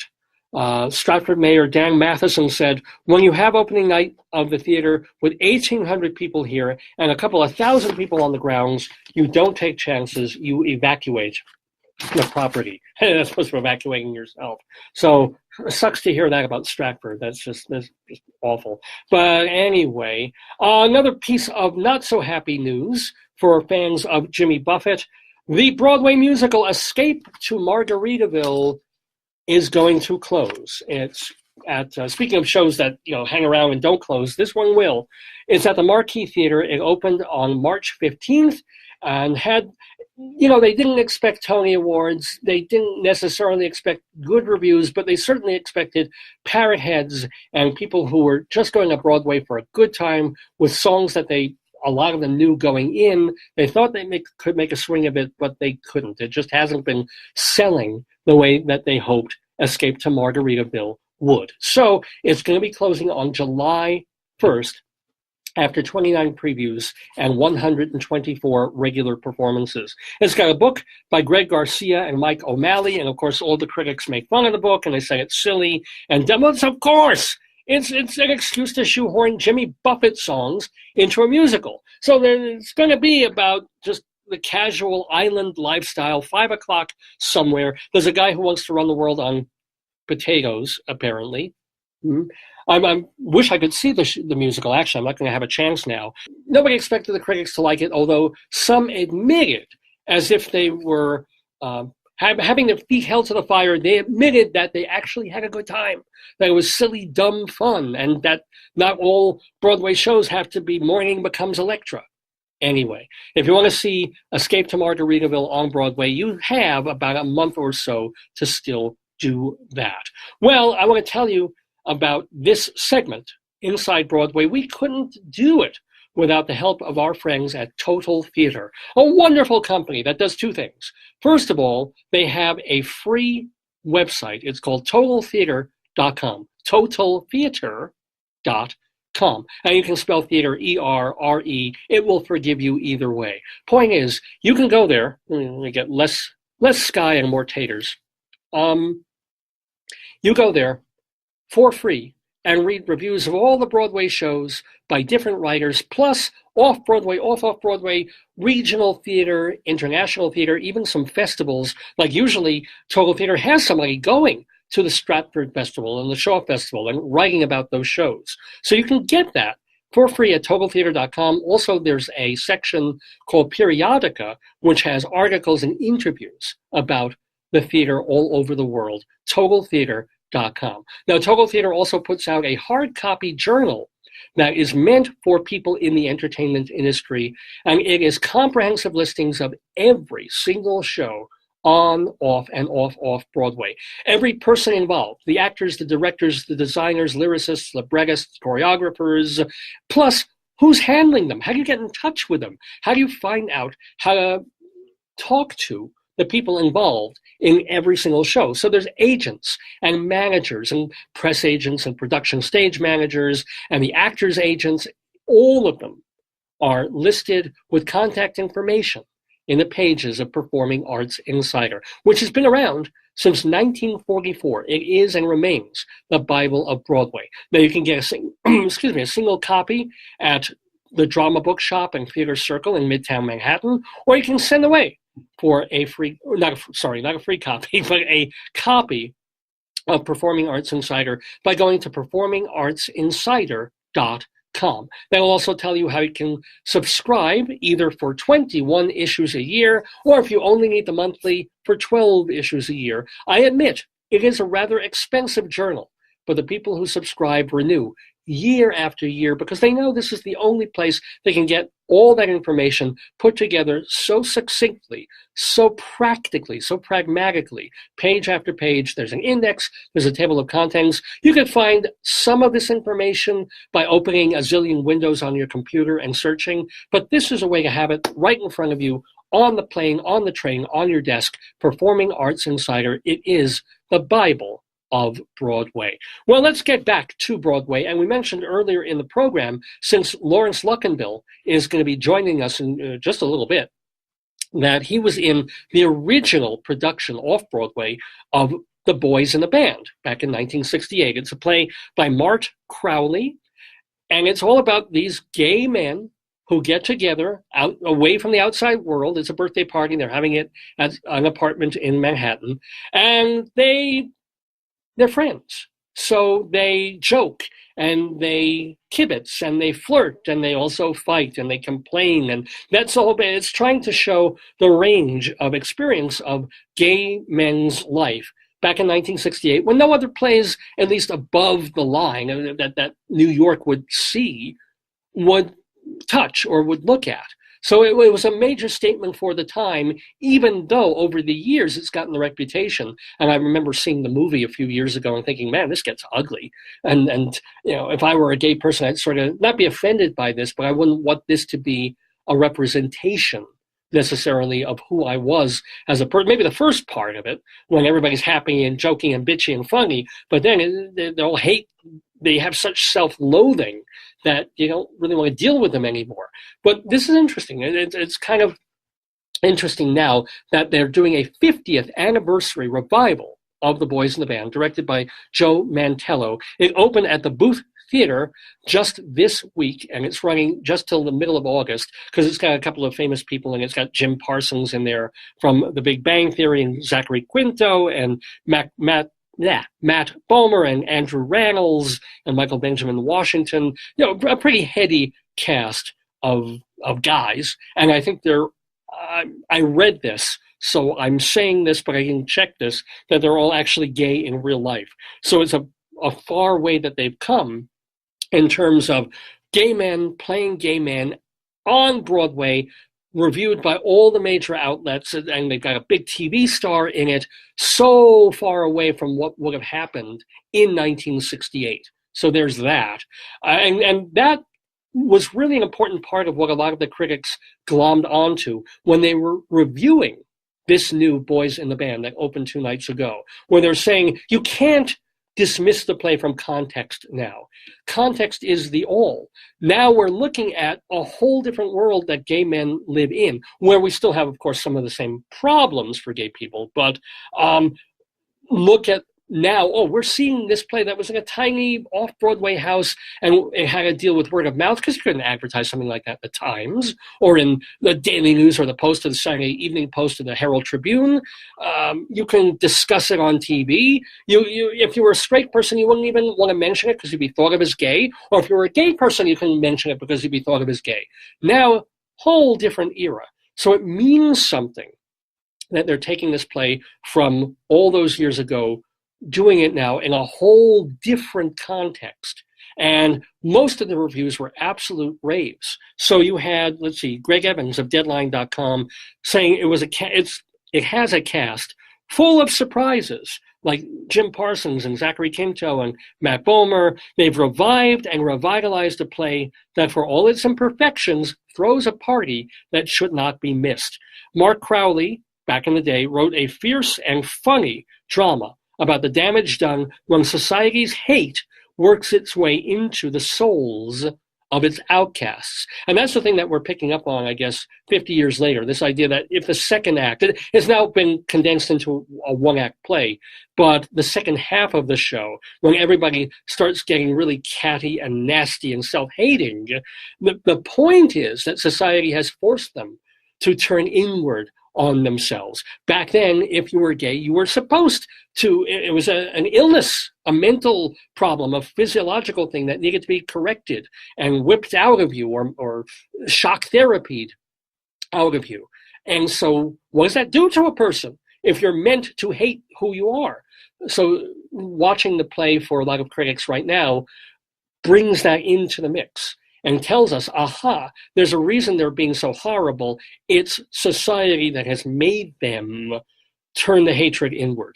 Variety, Marilyn Stasio writes about The Boys in the Band. It's superbly mounted with an endearing Jim Parsons and the director, Crowley. Where am I missing that? He is the master of the bitchy one-liner. He says a lot of the play seems dated, but not everything. Okay. And Chris Jones, writing for the Chicago Tribune, he points up the relevance of the show being on Broadway with openly gay actors in it. And if that makes it very meta, so be it, he says. There is no place, says Chris Jones of the Chicago Tribune, there is no place better than the theater to be overwhelmed by suddenly comprehending the transformations of 50 years in 110 minutes. So a lot of raves for the show. The only one of the only ones sitting on the fence was the New York Times and Ben Brantley, who had quite a lot of issues with it, where he said he watched it, it was admirable, but he couldn't get into it. He didn't feel emotionally responsive to this revival. But he's kind of the outlier to a lot of the other critics who really felt The Boys in the Band is making a welcome return to New York theater in a big way, and that means something. Well, it means something to me that we've got people like Peggy and Glynis and Miles and Carol and Ryan and Gina and Jay, speaking of theater and directing, all these folks tuning into the Daverhood on this Saturday, June 2nd. Gotta get my head together. June 2nd, 2018. It's the Little Bit of Luck episode of the show, because Laurence Luckinbill will be with us in just a couple of minutes.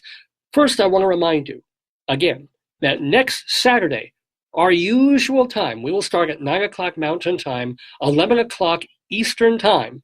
It'll be our 14th annual Total Theater Tony Awards special. What do? We play show tunes. We talk about the theater. I do a whole Broadway timeline where every single show that opened the last season, all 33 of them, I take just a moment or two to tell you what it was, talk a little about it, and if it was a musical, we play a clip from it. Plus, we'll have trivia. We're going to have giveaways. I've got a couple of souvenir books from The Iceman Cometh on Broadway with Denzel Washington. And what's the other? Oh, I have a Three Tall Women book. And it's, the book that you get in the concession stand. It's got big photos and color, and it's really nice. It's not like just a playbill. It's a real souvenir kind of booklet. I've got one for The Iceman Cometh and another for Three Tall Women. We'll be giving them away on the next episode of the show, our Total Theater Tony special. You've got to tune in. We're going to go from about 11 Eastern till 2 in the afternoon. It'll be a good 4 hours of theater, of Broadway, and lots and lots of friends, lots of interviews. And we do this every year. It's so much fun. We get theater critics, friends of mine, who will weigh in on a particular category. For example, best featured actor in a musical, or best actor, or best play, or best book of a musical. They'll take that category, they'll explain the nominees, and then they will predict what they think will win, and they'll let us know what they hope will win. They might even say what their favorite show was of the whole season, on, off, or off Broadway. Might ask them some other questions too. So we have great people, a lot of them, the usual suspects, people like Eva Heineman and Charlie Gross and Leslie Hoban Blake and McCall Jeffers and Joe Demanowitz of the Daily News. We also have a newbie, Zachary Stewart, the lead critic of Theater Mania. He will be weighing in as well. Elizabeth Vincenteli, who used to be with the New York Post, and now she writes for the New York Times, and she has a podcast going. A lot of folks like that, and a very special local guest, because we kind of like to keep it not just 100% New York-centric.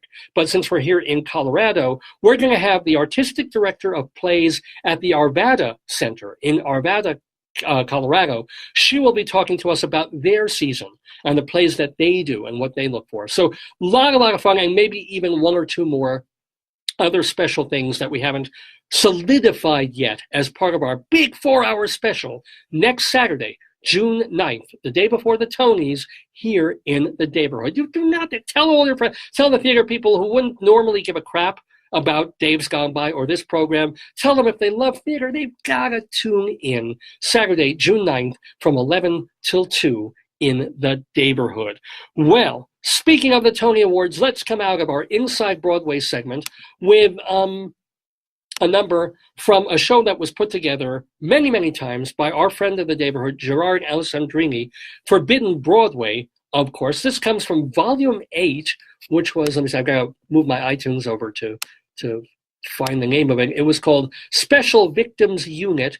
This is going back a few years, but you'll get the sentiment as they talk about welcome to the Tonys.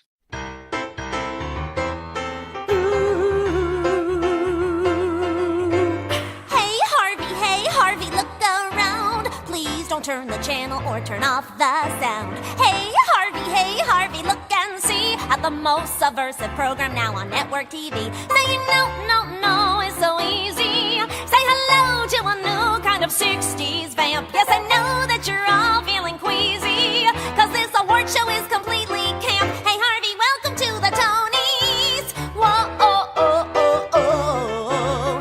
Hey people, welcome to It's so homo. Straight people turn it off. This is Laurence Luckinbill. I'm an actor. I'm 83 years old, and I'm writing a memoir, which I call Famous Enough. And I'm talking with Rabbi Saul Solomon on Dave's Gone By on UNC Radio. Oh, shalom, my friends. This is your old pal, your old buddy, Rabbi Saul Solomon, founder and spiritual leader of Temple Sons of Bitches in Great Neck, New York. And you know that I love movies and TV and theater and talking to actor-type people. But today, I feel especially lucky. Not only lucky, but luck-in, because we'll be chatting with Laurence Luckinbill, a veteran actor, a man who was Tony nominated for The Shadow Box. He was Drama Desk nominated for his one-man show, Clarence Darrow Tonight. You also saw him playing Cybok in Star Trek V, and you know that the play The Boys in the Band is getting a 50th anniversary mounting on Broadway. He's not in the revival, but he was in the original, and he's going to talk all about that and his career and his life. So please welcome to the Daverhood with a great big shalom, Laurence Luckinbill. Shalom. Shalom, tikkun olam. Oh my, no, wait a minute. How did you know that phrase? I do, because I'm working on something for an organization here in Palm Springs called the Jewish Family Services. I'm writing something about the spirit of America repairing our world. That is tikkun olam. That's right. That's the phrase. Yes. I've always known myself from all of the actors that I used to hang out with from the group theater days. Not that I was in those, but all these actors were basically the method guys of New York, you know, and they were all Jewish. After a while, they started calling me the Shabbos Goy. And now you were raised Roman Catholic. How religious were you as a kid, and how much religion do you have now? Well, I have a lot of religion now, and I have translated myself through all the growing up pains I had with various religious experiences. The Catholic thing, I call myself sometimes a recovered Catholic, but on the other hand, there is a new Catholicism these days which has attempted to reform the Catholic Church from the ground up. They're having some success too. But I'm aware of the whole idea of the Puritans who came here to escape what they regarded as restrictions on their religion, and they immediately put restrictions on their own religion. It became exclusive, and the first martyr to that was a woman named Anne Hutchinson, who really fought back against that, and they banished her from Massachusetts Bay Colony, and she was scalped by the Indians along with the rest of her family. Gewalt. Okay. I suppose you'll be playing her in a one-man show soon. I'm just kidding there, but I am just curious, do you still believe in Jesus, and how, and in what, because obviously I do not, but how do you? Oh, yes, I believe in Jesus. I believe in all the prophets and the great connections to the other side, whatever that may be. And right now I every day I study Buddhism. Ooh. Because I feel connected to the kinds of boiled down wisdom that has come about over thousands of years. I don't still get the same thing from the gospel, although some of the gospel I do. Jesus was a great man, and I believe he was as connected as anyone can be to the great out there, which is, I think it's love. Oh, well, there. That I teach my children now about karma. I don't say luck. I've banned the word luck. Not out of well, my not from name. your name. I would hope it's still in your name. Otherwise, you'd have to be Laurence Karmabill, which would be a very strange name. Well, yeah. Well, actually, the name is Swiss. It comes from Switzerland, where it's pronounced Luckinbill. Oh, I did not know that. And we found that out when my wife and I traveled to Bern, Switzerland, and the woman at the desk, when we were signing into the hotel, said, "Oh, my name is Luckinbill." And I said, "Really? What? Huh?" And she said, "Oh, well, no, I married a Luckinbill. My married name is Luckinbill." I said, "Well, where's your husband?" She said, she didn't say anything. She dialed the phone and handed it to me. I said, Hi, my name's Luckinbill. And the guy said, well, you've come to the right place. And did you discover if you might be third cousins 8 times removed or something? Or no, it was just a coincidence sort of a thing? Just a coincidence, yeah. Although, who knows, all names are carried down through history. In the Bern area of Switzerland, there are many Luckinbill's families living there. And my family came to Philadelphia, my forebears came to Philadelphia in 1731, believe it or not. So I'm pretty old. Well, not only that, this ability to trace your lineage. Most of the Jewish people I know, they can go back to about the great-great-grandparents, and then it's all this fuzziness in Eastern Europe. Diaspora and all the rest of it, which we don't understand. It's like the slaves, they can't find anything back beyond when they were actually slaves. Hell, I can't even find the sandwich I made in the refrigerator yesterday, let alone find... You made it, you know that. By the way, we were bringing up families and stuff. Let's talk about, not a good metaphor here, but the elephant in the room, that when you mention your wife and you went to Switzerland and stuff in Philadelphia, your wife, you are married to Lucy Arnaz, who is an actress in her own right and is the daughter of Lucy and Desi, etc., and so forth. And you have been married since 1980. Is this true? That's all true, yes. Mit Mazel mit Glück. So do you have any plans for your 40th anniversary coming up? Yes, I keep talking about wanting to go to the South Pacific, and she keeps saying how expensive it is. So we'll see what happens. With all due respect, I don't think that should be an issue with the two of you. I couldn't afford it, but I think you guys can, or at least I hope so. Well, we have 5 children, and they're adults. But what that means is, when you used to say, "Here's 25 cents, go have fun," and then later on it became, "Here's $50." And then it became $1,000, and now it's $10,000. As adult children, they need things that cost a lot more. We're both actors, We're both. I call us blue-collar workers. We are not rich, and yet we both achieved a lot of success, and a lot of good things have happened along the way, and we love these wonderful children that we have. You had an ideal actor's life, even if you're not making millions and gazillions of dollars. I mean, you even act together. You went on the road with your wife in the show They're Playing Our Song. What is it like acting with the woman that you're with the whole rest of the week? Well, it's actually a relief. You get on stage, and you have these roles to play, and they're circumscribed, and you know what you're going to say, and since it's Neil Simon, it's very funny, and so you actually can delight each other as you act together. We've had a great time acting together. We did a wonderful movie before we got married, just before we got married, on CBS called The Mating Season, and it was a perfect movie for what was going on with us. We were in the mating season, and that led to these tours we've done and acting together in, 6 or 7, 8, 9, 10 plays, something like that. But we don't do it so much these days. She does, talk about her for a second. Sure. My wife is the greatest person that I've ever known, and she does now concerts. She has developed shows based on her father's music. That one's called Latin Roots, and it's an absolutely stunning show in which she sings a lot of her father's songs. And right now she's going up to New England this summer to play a new show called I Got the Job, which is about her own acting career. Ooh. And she's going to do a lot of songs from Broadway, and it sounds really good. Meantime, I have written 4 one-man shows based on great Americans, from Lyndon Johnson, Clarence Darrow, Teddy Roosevelt, and Ernest Hemingway.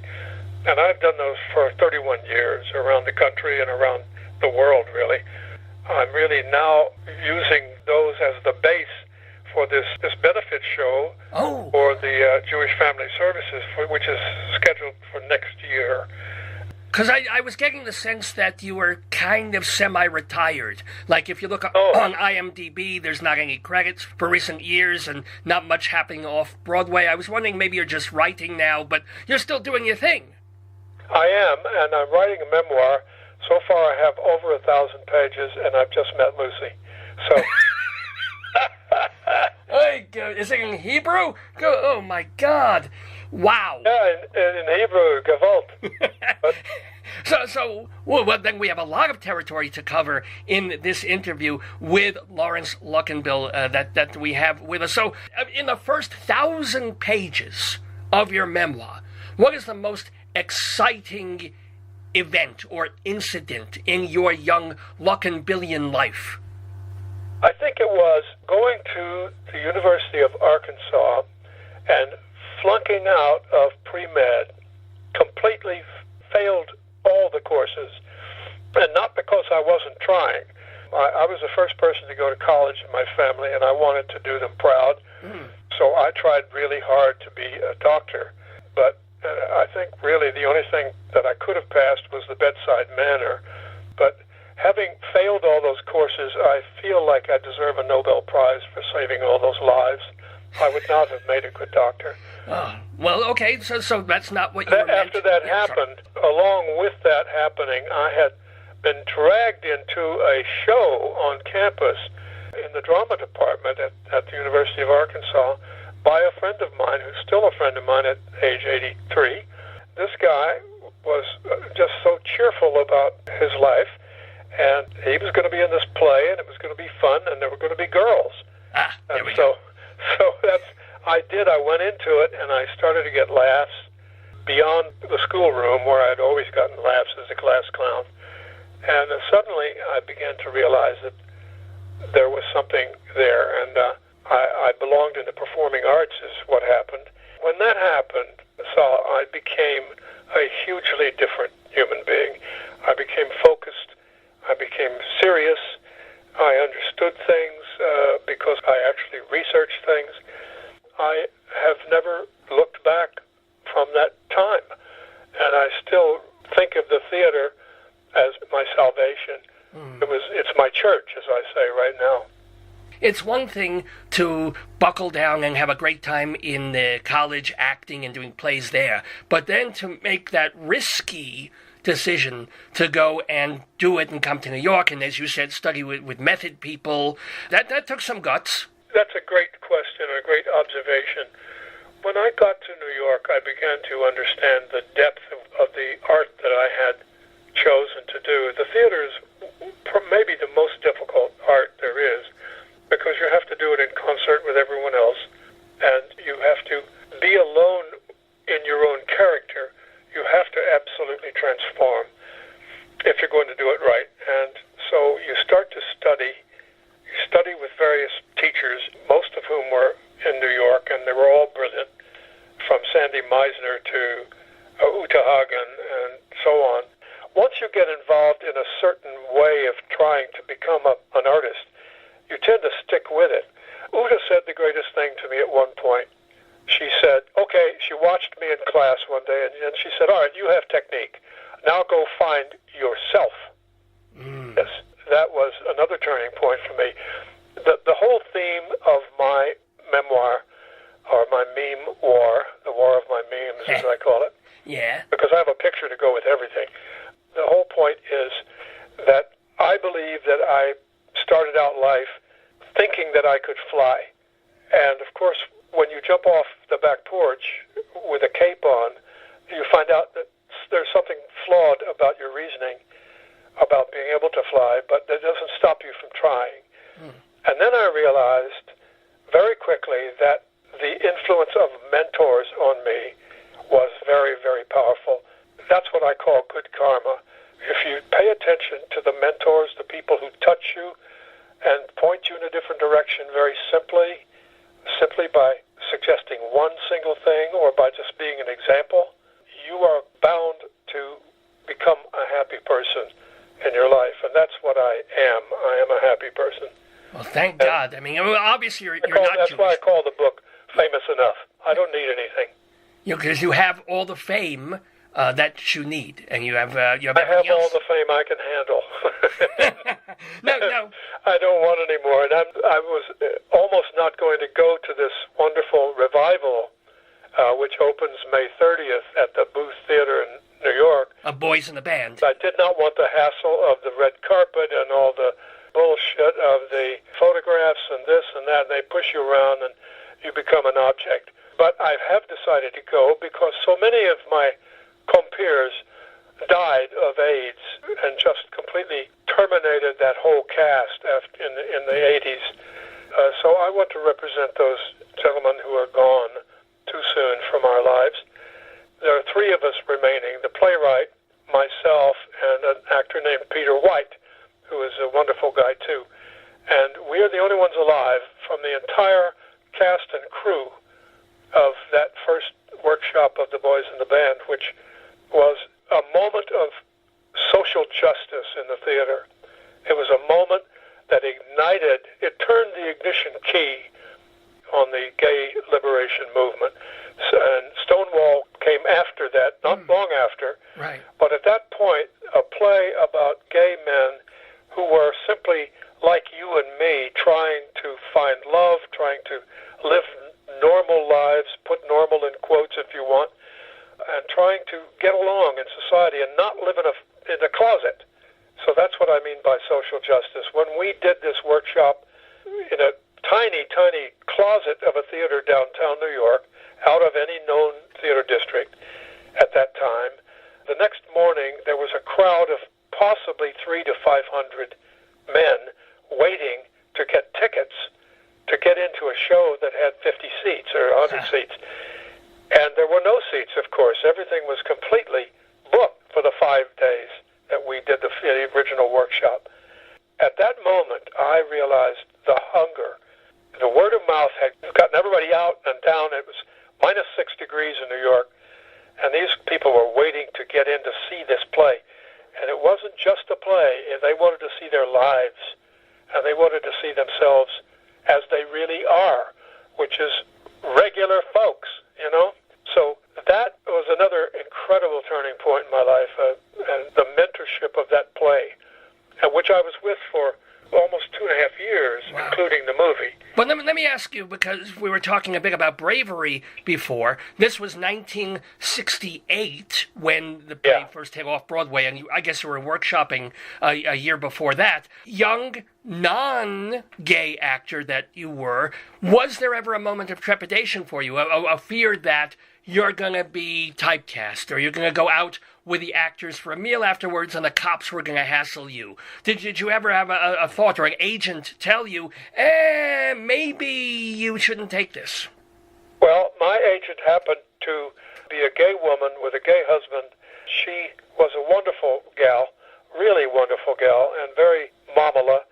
And when I told her that I had read the play, and because the playwright was a very good friend of mine, and still is after 62 years or so, because we're both Southern boys. We both understand the Southern way of life. We both had alcoholic parents, so that formed a bond between us. Anyway, I agreed to do the play immediately, and he had not found actors who were even willing to read it, or directors or producers. So I told my agent, and I expected her to say, I don't know what I expected, but she said, okay, well, there goes your career. And I said, well, that's just too bad.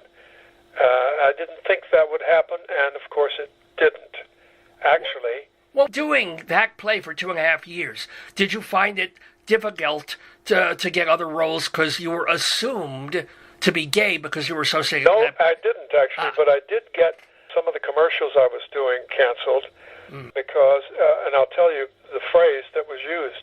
I was doing a cigarette commercial, believe it or not, and don't condemn me too fast because I didn't smoke, but I was still making the money and taking the money. But anyway, they called me in and they said, they really want to hear you speak again. And I had been running for an entire year with this commercial, and I came in and I read some copy. And they said, thank you very much. And I left the place, and I was headed downstairs when the casting director, his assistant, said, you got to come back right away. So I went back up to his room, and he said, well, I hate to tell you this, but they're canceling your commercials. And I said, was there something I said? And he said, well, it was, no, what they said was, no fags, smoke our fags. Wow. And I said, well, who wrote that line of copy? It was one of those stunning scenes where the casting director was gay. There were no doubt men, part of the clientele. There was 6 people there wearing suits and smoking cigarettes. And I have no doubt that 1 or 2 of them was probably gay, but they couldn't have any fags smoking our fags. So I lost that commercial and a couple of others. But that didn't bother me at all. I didn't care about commercials. I was doing them well and enjoying them. I was the TWA spokesman for 5 years. Oh. So I actually supported my family with all of that, but I didn't have a stake in it. So that I lost. I don't think I lost any real major work by taking the boys in the band. But let me ask you a question about, and you almost dropped this in as an aside, but I kind of want to go there if you don't mind. You did mention that you are the child of an alcoholic dad. How has that informed your work and or your life? Did you find yourself having to avoid drinking, or did you become a drinker at some point, or what? Well, it's interesting. That's a good question, too. It's interesting that I hated drinking. I hated liquor. I hated beer. I didn't even drink beer. And then I started to get successful, and I started to, I think, swan around like a little tiny star, and I started to have drinks. Gradually, I found myself kind of thinking, well, I can do better than my father because he would fall down drunk. I can have a lot of drinks and they won't affect me. So I did have a period there where I drank a lot and no one knew it, except, of course, somebody knows that you're unusually irritated or you're unusually angry about things, That, too, became really apparent to me that I had replaced.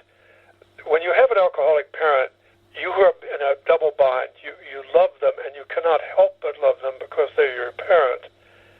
And you swear you will not emulate what has caused you so much pain. And then you begin to emulate them insidiously, or I did. Gradually, you have to understand that what you're doing is trying to actually get close to the parent that you could never get close to by being like them. Now, that may not fadge with a psychiatrist, but they might also. So I realized that, and I quit drinking, and I haven't touched any alcohol, and I haven't missed it either for many years. That's wonderful. I'm still trying to kick meth. Just kidding, I kid. We're talking... was waiting for a laugh there from Laurence Luckinbill, the actor. Let me ask, we were talking about, of course, The Boys in the Band from 1968, but you made your Broadway debut a few years before that in the original A Man for All Seasons. When you did that, I think Paul Scofield was already out of this show, that replacement people, but did you feel at that point ready for Broadway? Actually, yes, I did. I didn't question myself in those days. I was so burning up with ambition to be good, ambition to be the best actor in the world. That's really kind of how I thought of myself, that I could learn anything and I could tear the top off of anything. So when I got that part, actually Schofield was still in the show, and I am trying to remember, I believe the replacement people went on stage with him for about a week. That may not be a fair memory, but I know that I was very aware of his performance, and the replacements got in. We did it until it closed, and then went on the road with it for 13 months. So that was my Broadway start in life. That's a true apprenticeship right there. Yes, and every actor in that was a terrific technician and able to show me things that I wanted to be able to do. Every actor I've ever worked with, including someone like Gertrude Berg in a summer package that we did down in Miami, taught me things. They were very generous. They would say, no, you're not doing that right. If you want to get a laugh, if you want to get a hand, do this. And those are the technical expertise things that sometimes, young hotheads like me didn't want to bother to learn. I just wanted to really exercise my emotions. Or maybe you don't realize it when they're first teaching you, but then a few years later you think back and like, ooh, I should have used it then, but I can use it now. That happens too. Exactly right.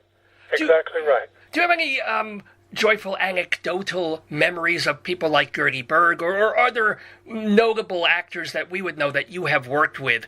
Cute, funny anecdotes or something they taught you? Let your mind run wild through your memoir. It's all in there, and to drag it out right now, I don't know. I do know one thing that happened in Man for All Seasons. There was an actor playing Sir Thomas More who was named William Roderick.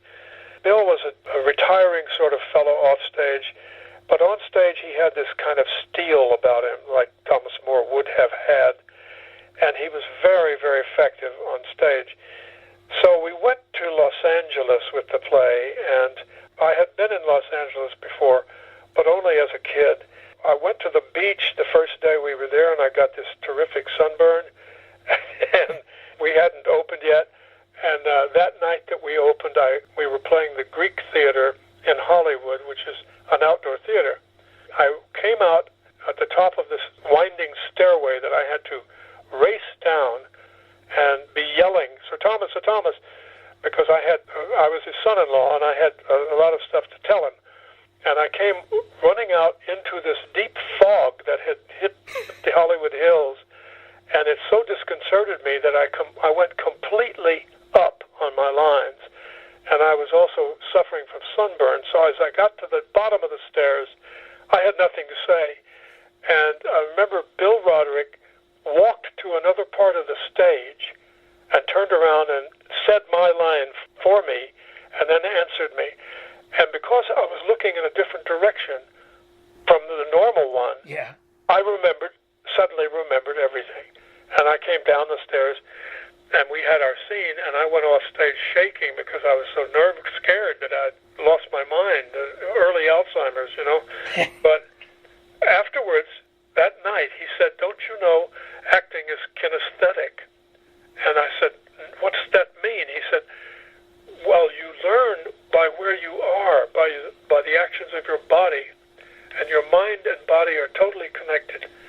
So if you go up on stage, move somewhere else than you normally rehearse doing, and it will come back." And that's proved to be true. Now that I have been on stage by myself for years and years and years with nobody to turn to, but of course I've compiled these plays and written them myself, so I know what's coming next. But you do go up from time to time. Anything can distract you. I now know, just move somewhere else. So that's the thing. If you go up on your lines, you just take a little walk, you have a little glass of water, and in a few seconds... move to an unaccustomed spot, and your mind will start working again. It's probably some sort of therapy thing they do now, for people with dementia. There's a magic to it. Wow. Well, we are having a magical conversation with Laurence Luckinbill. We haven't even gotten to the show that got you your Tony nomination in 1977, The Shadow Box, a kind of a dark drama there. Did getting that nomination change your life or career in any real way? Well, I got nominated for Tony. Yeah. I learned about myself that I don't want any awards. Okay. Because I learned in the negative sense that suddenly I was feeling like I deserved this award, and it messed me up. When I didn't win to Jonathan Pryce, a wonderful English actor, I indulged myself for a little bit to hate him. And wow. All of that.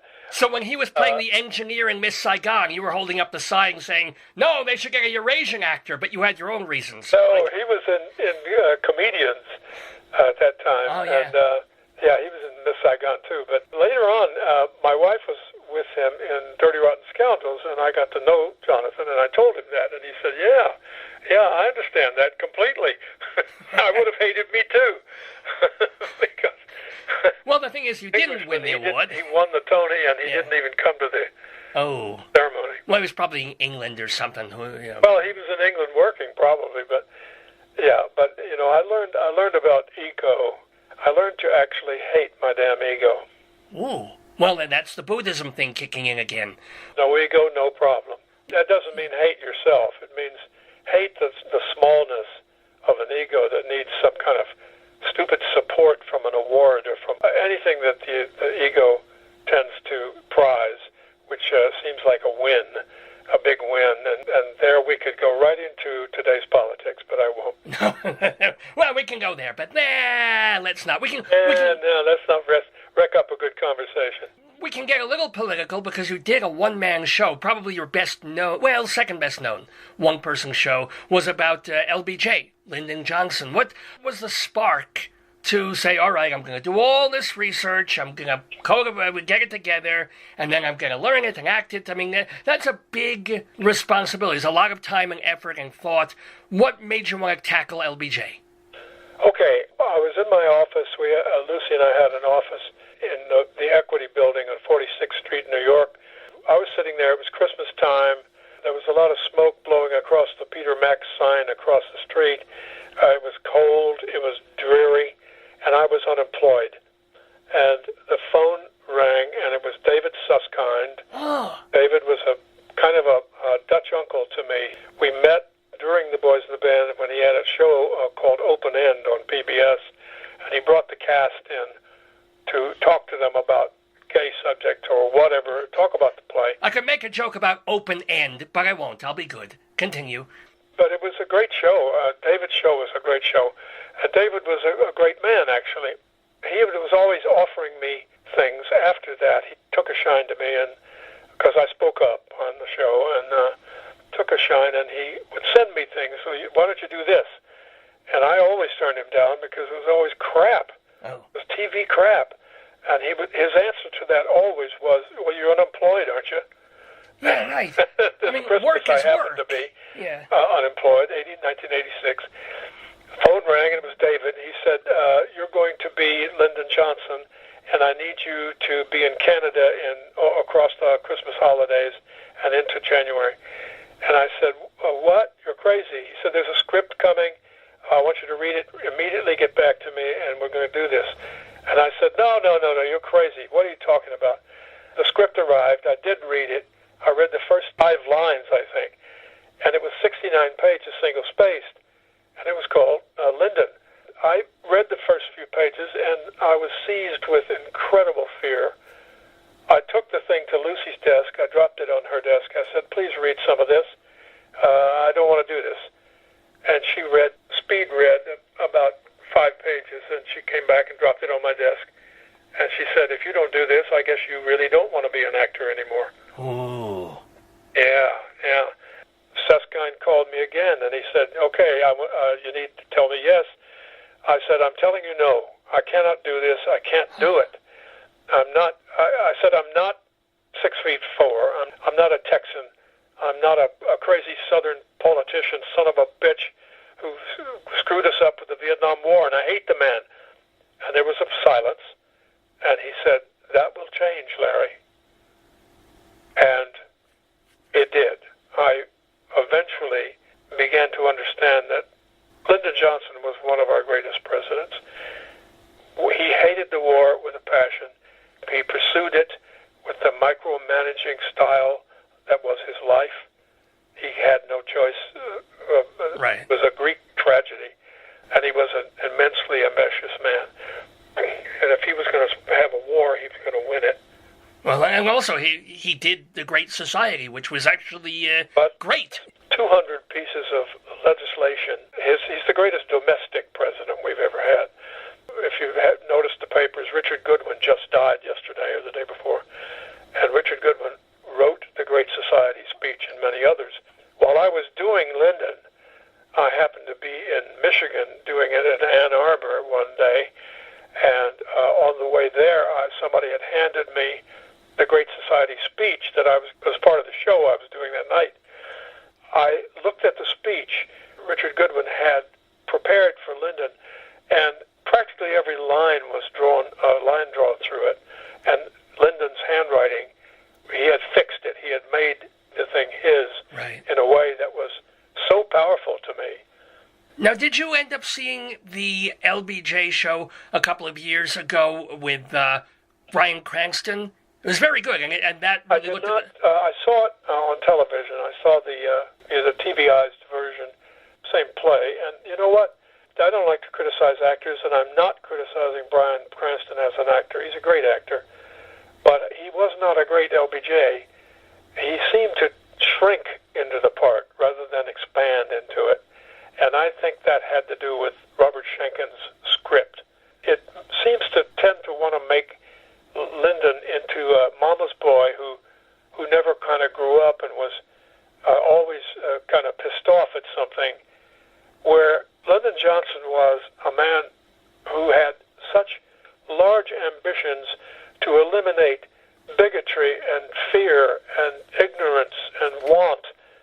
Those were his enemies.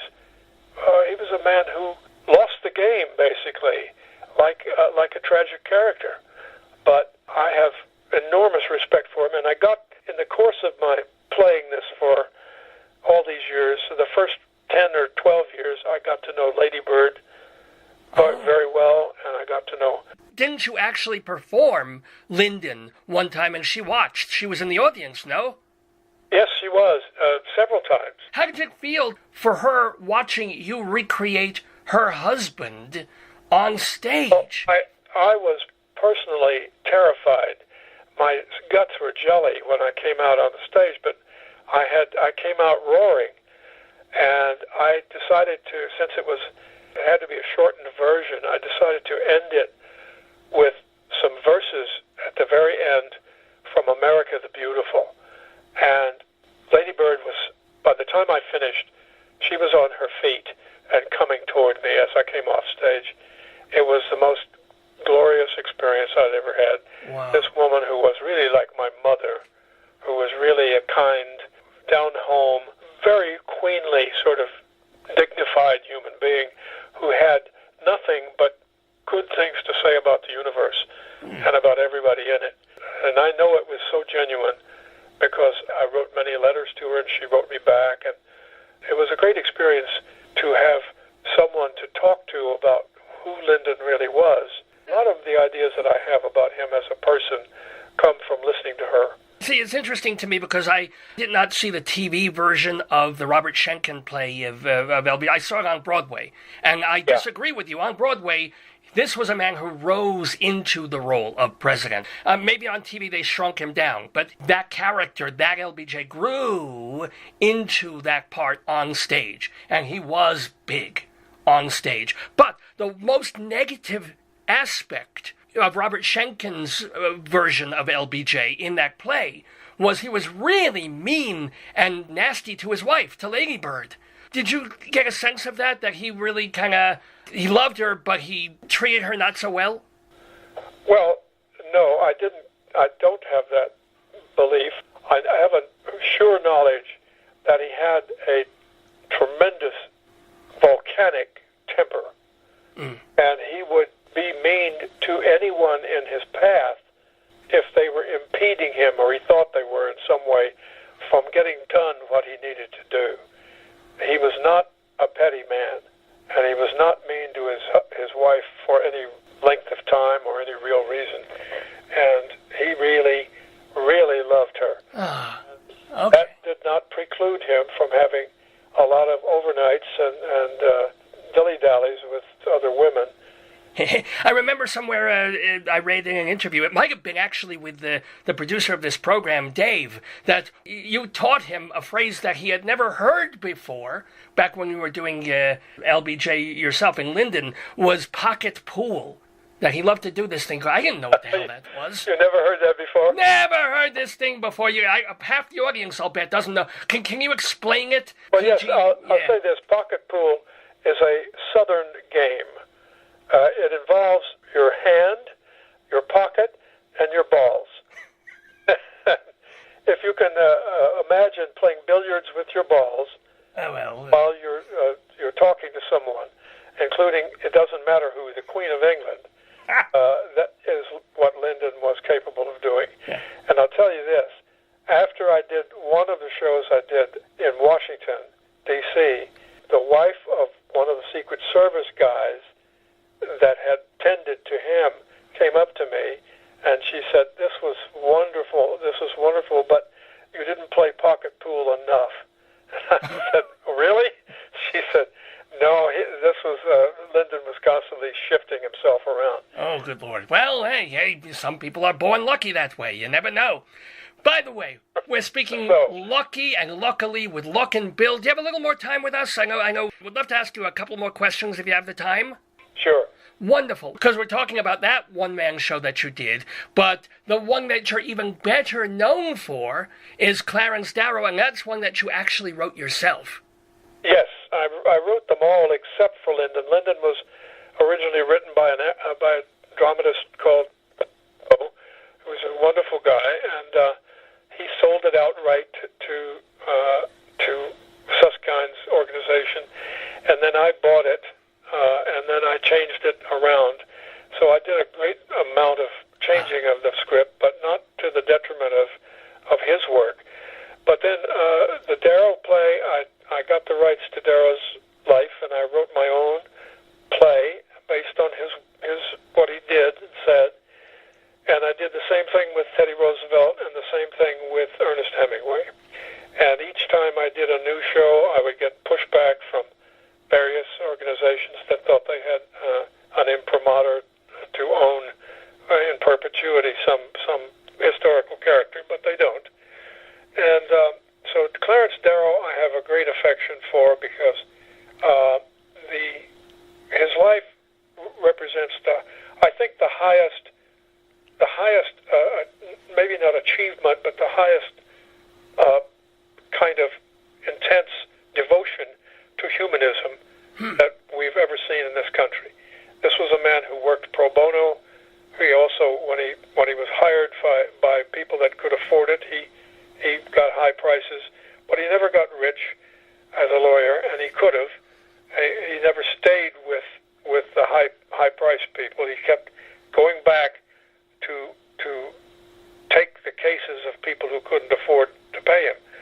And he also was a brilliant tactician in the courtroom, and his summations of the various famous cases that he did are like Shakespeare to me. They are the most brilliantly verbal and truthful statements about justice and about where blame ought to lie in our system right now. He was famous for believing that the only way to cure what's wrong with people is to cure the ills of society. And that's certainly what I believe, and I think you'd call that a progressive belief or a liberal belief, but I call it a human belief. What intrigues me is I can understand people probably don't have a mental image at this point of what Clarence Darrow really looked like, so you could play him and not necessarily look like him. You were so worried about playing LBJ, about not being physically like him, and yet I wouldn't picture you necessarily as Teddy Roosevelt or certainly Ernest Hemingway. With all due respect, you slap on a white beard, you still don't really look like him. How come it didn't matter for those guys that physically you're not really like them? Because they have been dead longer. Okay. Well, what are some of the most interesting or things that would surprise us that you learned in researching and doing these plays on Roosevelt and Hemingway? I learned with Roosevelt that this man's love for his family superseded his love for anything else. And that the death of his son Quentin in combat in World War I, in aerial combat, I believe killed him. And I learned about Hemingway that his suicide, which, speaking back again about being a Roman Catholic, when I learned that Hemingway, who had been my idol sort of in high school, I was reading his books, looking for a father figure or something, he had committed suicide. And of course, in the Catholic faith, that is really not kosher. And so I sort of put him aside, and then I started to work on this play, and I discovered what I think is the truth about him is that he had early dementia. Oh. That his his failure because of the dementia and because of the electroconvulsive therapy that they put him through 40 times, which killed his short-term memory. And what's a writer without short-term memory? I believe that was the reason that he just offed himself, because there was nothing left for him. It was an empty shell. So I learned that, and I learned that Teddy died of congestive heart failure 5 months after his own son, his youngest son, was shot down in combat. And so literally heartbreak, in a manner of speaking. Literally heartbreak, correct. Huh. And that I learned something else very important, Saul, and that is that every one of these great men, and I assume that's true of great women, had a terrifically good sense of humor.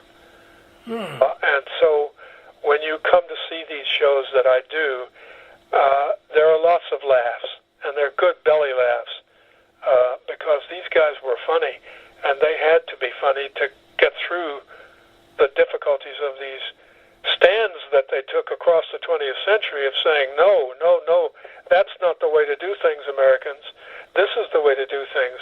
Lyndon is the greatest example of that with the Great Society, and the gradual destruction of that and the gradual destruction of America as a generous-spirited nation is what we're facing right now. And this has happened before. This has happened quite a lot of times in American history. It's not the first time that we've experienced this kind of isolationism, protectionism, partisanship, all of these things, corruption. It's been endemic. And why shouldn't it be? We're human beings who are trying to be Americans and trying to live up to the Declaration of Independence, the Constitution's strictures. We're trying to be the people that believe that all men are created equal. And we're trying to be the people who say, yes, government of the people, by the people, for the people. That's the way to do it. And yet, look how difficult that it is as money and greed tend to be unleashed. And but fair question then. You're 83. I'm doing a little rant here for you. Well, here I want to take you up on that in the sense that being 83 years old at this point and having lived through so many presidents and so many cycles of American life, do you see then that maybe we're now in a negative, isolationist, partisan cycle, but the natural order of things, give it 5 or 10 years, and we'll be back to liberalism and joy and flowers and peanut butter? Well, not unless we take hold of it, not unless the actual generous spirit of Americans can be restored. We're going to get lost in this bullshit retreat from the world and retreat from our responsibility of being the leader of the free world. As we experience it today, that's a bitter laugh that comes to your mouth when you hear the leader of the free world. But to take it back, Sal, is a tricky, interesting kind of game that has to be played for keeps. That means that people who are of a progressive bent and a liberal bent have to get out into the street. They really do. And here's something I've learned in this research that I'm doing right now, which is that the issues have always been, the flags have been carried for a better, more humane, more humanistic way of life by the young people. And that was true in the 60s, and it is now true in the 2018-19s by the Parkland students who have decided that they are going to change things. And I hope that they get the support that they need. But as we see, if you stay tuned to what's happening with the students who want to demonstrate. They are being censured by their own schools. They're being censured by their peers. If you say you don't want to have an AR-15 available to every crazy person or to every person who isn't in a well-regulated militia like a National Guard, then there are many people in this country who have been carefully taught, before they're 6 or 7 or 8, to hate the people that their relatives hate, like from South Pacific. Yes. And they are beginning to learn how difficult it's going to be to take the high road.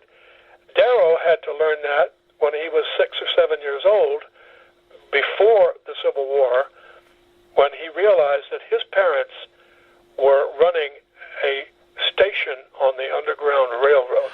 Wow. That their family in Ohio was shunned by other families in the little town where he lived in Kinsman, Ohio, which is near Youngstown. And he learned that as a kindergartner practically, and it changed his life. He never forgot that his ordinary poor parents were incredible rebels. And he defended communists on that basis. These are rebels, he said, and you people out there owe everything you have and everything you ever hope to have to these people who dare to try to change what's wrong with the world. I have to say, one thing that I'm a little surprised at, that you never took on Lincoln. Because that guy, visually I see you, and he had that spirit. Lincoln is such an icon. I certainly would have an enormous trouble kind of getting into any kind of makeup that would make me look like him. And again, I'm 6 feet tall and actually getting shorter in every direction at my waist. But I've been afraid of Lincoln, to tell you the truth. But now that I've been studying this material that I'm looking at, this American history, I'm actually probably going to call this show America's Better Angels. I assume you get that. The Better Angels of Our Nature. Was that Hamlet or which? Exactly right. Yeah, yes. Yeah. And this man had the karma that was given by whatever God of love that exists. Well, we have experienced wonderful karma and generosity of spirit and time talking to Laurence Luckinbill. It's just been an absolute honor and pleasure and delight talking to you. You're still working on this piece that's being done next year, but is there something that you're going to be doing that people can see you in or doing over the next couple of weeks or months ahead? No, not unless you have a remote and stay up late. Okay, yeah, you can catch him. I mean, you've done a lot of TV. You were on Murder, She Wrote a bunch of times. You did a lot of serial television stuff as well. So, yeah, you put on the Hallmark Channel. There you are. So that's good. There I am, yes. Yeah, and I've done a lot of work, but at 83, really, here's the interesting thing. When you are writing your memoir, remember something. The words on the page are going to take the place of the words in your mouth, and you're going to become, as I have, sort of silent when I'm in a party or something. I'm just sort of sitting there, and normally I would be up putting lampshades on my head and dancing, and once in a while, of course, I get that back. But right now, I've got a yellow pad in front of me with some words on it, and I have an obligation to that yellow pad and to my pen. And to the person who actually types this stuff for me, because she's the only person that can read it. Well, I would just recommend maybe, because you're only at the point where you met Lucy, and that would have been like the mid-1970s, and you're so many pages in, maybe start blogging it, or start getting it out there, instead of waiting for a publisher. I'm glad you said that, because my children all want to hear it. They look at this pile of paper and they don't want to even have anything to do with it, but they do want to hear it. So I've started to put it on audio, and I will get that done, and I'll put it out that way, probably simultaneously with putting it out as a book. But clearly, I'm not going to be able to put a 2,000-page book out there. I've got to. That's the macro, and I'm going to have to make a micro, and find the scenes and bits and pieces that tell the story as best as they can. Make it 1,800 pages. You know, snip a little here and there. 1,800 we can handle, I think. And worth every page. 2,000 is a little much, but 1,800 I think we can. And it'll be like Carl, what's his name, Nausgaard, that Norwegian or whatever Scandinavian person he is, who's still writing. I think he's written 10 books. They're all in the 600 to 1,000 page thing, and that's all about his life. So if he can do it, well, maybe. I've had a very interesting life, and I've taken a lot of chances, and I've actually made the choices in my career that I, in retrospect, made for reasons of potential social change in the world. I'm not proud of anything that I have done except perhaps that choice. I've done some good work, and I've also done some movies and TV shows to pay for the patio, you know, and those things that I don't watch. And in fact, I have never actually run to watch a movie I've made. I do see them because eventually I can stand it. Well, I mean, do you watch the Star Trek movie you were in? How do you feel about that one? The Final Frontier, which wasn't. True, right. Yeah, I liked that guy very much, and I did my best. And I'll tell you something that I'll probably write down.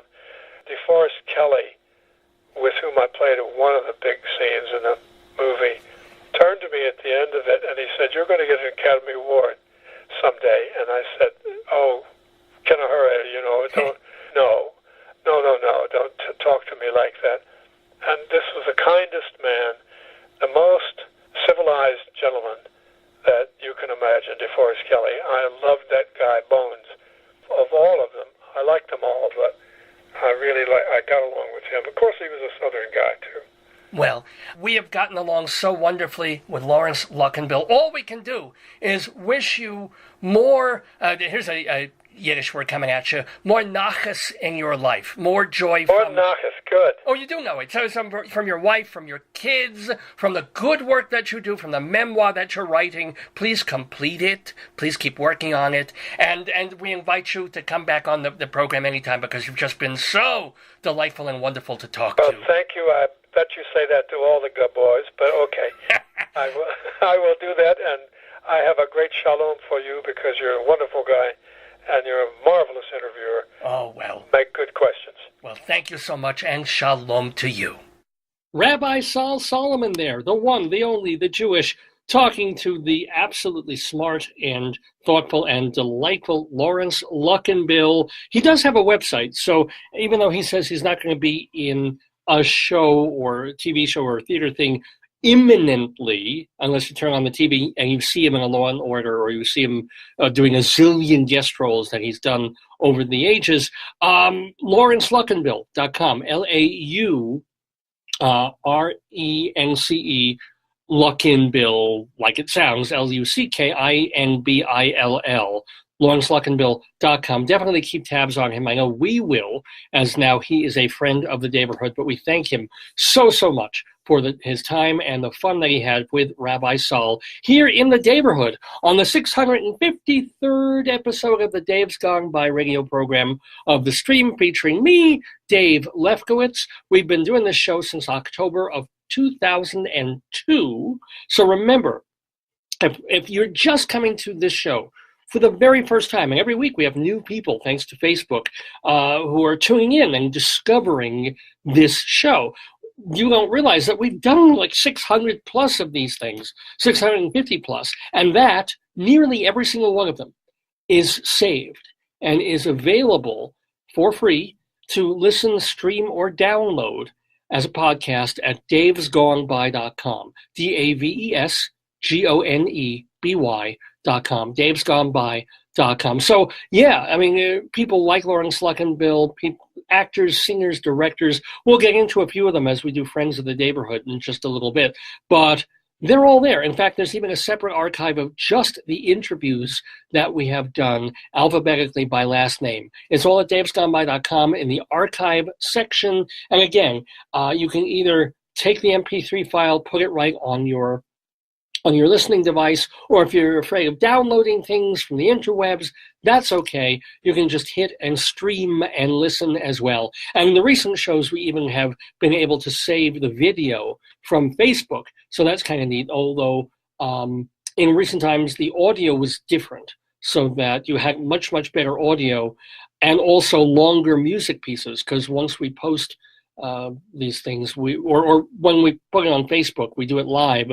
Sometimes we've been cutting or lowering the audio because Facebook will stop and say, oh my God, you're violating somebody's copyright with this. Whereas on the davesgoneby.com website, we don't worry so much about that. So you can hear longer songs and in better audio quality. But now that we're doing things a little differently with a better computer and in a different way, it's going to be closer to the same. So you can do the visual, do the audio. It's all good. It's all at davesgoneby.com. You can also drop me an email, and I hope you will, davesgoneby@aol.com. In fact, I got an email from someone named Barbara just an hour or so ago, and she said she had found an old e-blast that we did a few years ago in her mail, and says, hey, you don't do e-blasts anymore. How come? I don't hear from you. And I had to tell her, we used to mail every week to hundreds of people information about the show, essentially a press release of what was happening on our next program. And that was fine, except invariably people would say, my email box is too filled with stuff or spam. I can't control it. Sorry, take me off your list. People would get angry about it because they consider it spam. And even the friends of the Daverhood, they wouldn't even necessarily see it because it would land in their spam folder. So all sorts of annoyances involved in that until we really started doing everything via Facebook. And this way, we post stuff on our Facebook page, people see it, and then when we come here live on Saturday mornings, here I am, there you are. Great to see you. But I still get email, davesgoneby@aol.com, or feel free, please, whether the show is currently on or the whole rest of the week, you can message me here at Facebook, Radio Dave Lefkowitz. Well, it is 11:45 Mountain Time, 11:45 Eastern Time in the Daverhood. We have so much more to do on this episode of the show. We got a Saturday segue of songs in the news for you. We got Dave's Big Dick Shenary, where I'll be talking about the word mill a little later in the show. Also, we'll have a Wretched Pun of Destiny, the one that I forgot to play last week. Sorry, but we have it for you this week, and it's all about golf. Perfect weather, perfect timing for a Wretched Pun like that. And very shortly, Storytime with Hansel and his cow. Wonderful stuff, but as promised or threatened, depending on how you take it, we do have a segment that we've been doing recently called Colorado Limericks of the Damned. And it's exactly what it says it is. I for no particular reason, I got it into my head to go through all the towns and cities here in Colorado and try and make a poem, a little limerick, about every single town that I could. Not all of them, but we're up to somewhere in the 60-70 range. So we'll be doing this segment for a very long time because we're doing one a week, and we're still on the A's at this point. Today's town will be Ault as we move into our segment, Colorado Limericks of the Damned. You're the poetry man. A limerick is a comic verse of 5 lines, in which lines 1, 2, and 5 will end with words that rhyme, and likewise verses 3 and 4 also end with words that rhyme. So this is a limerick. Rocky Mountain, Colorado, Colorado, Colorado, Colorado, Colorado.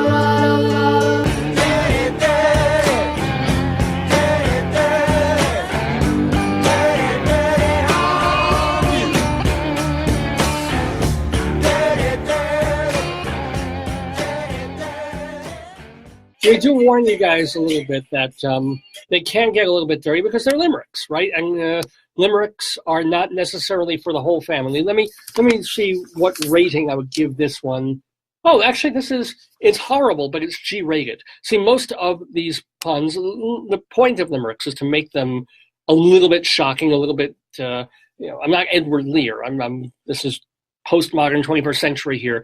But some of them are filthy, they're sexual, they're scary. But this one, it's awful, but it's clean. And so if you have children, you can keep them near the computer. You don't have to tie a belt around their wrists and then chain them to the radiator.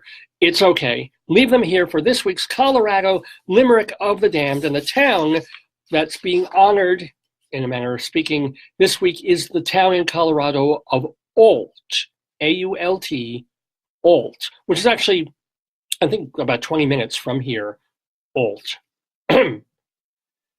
A creepy eccentric named Walt once murdered a waitress in Ault. He sautéed her brains and all her remains in garlic, cilantro, and salt. There you go. That is our Colorado Limerick of the Damned for this week, this Saturday, June 2nd, 2018, on the Little Bit of Luck edition of Dave's Gone By. And I just mentioned before that that Laurence Luckinbill, or heck, I feel now that he's talked to Rabbi Saul, I can even almost call him Larry. He is now a friend of the Daverhood, which means he's somebody who has appeared on this program as a guest because there's stuff he wanted to talk about, boys in the band and other things. A lot of times over these past 15 plus years, we've had folks who've been working on movies or on or off Broadway, or they've released record albums or written books. And then the years pass and they do other stuff. And we like to keep tabs on them. We like to let you know what our friends of the Daverhood are up to in this segment called Friends of the Daverhood.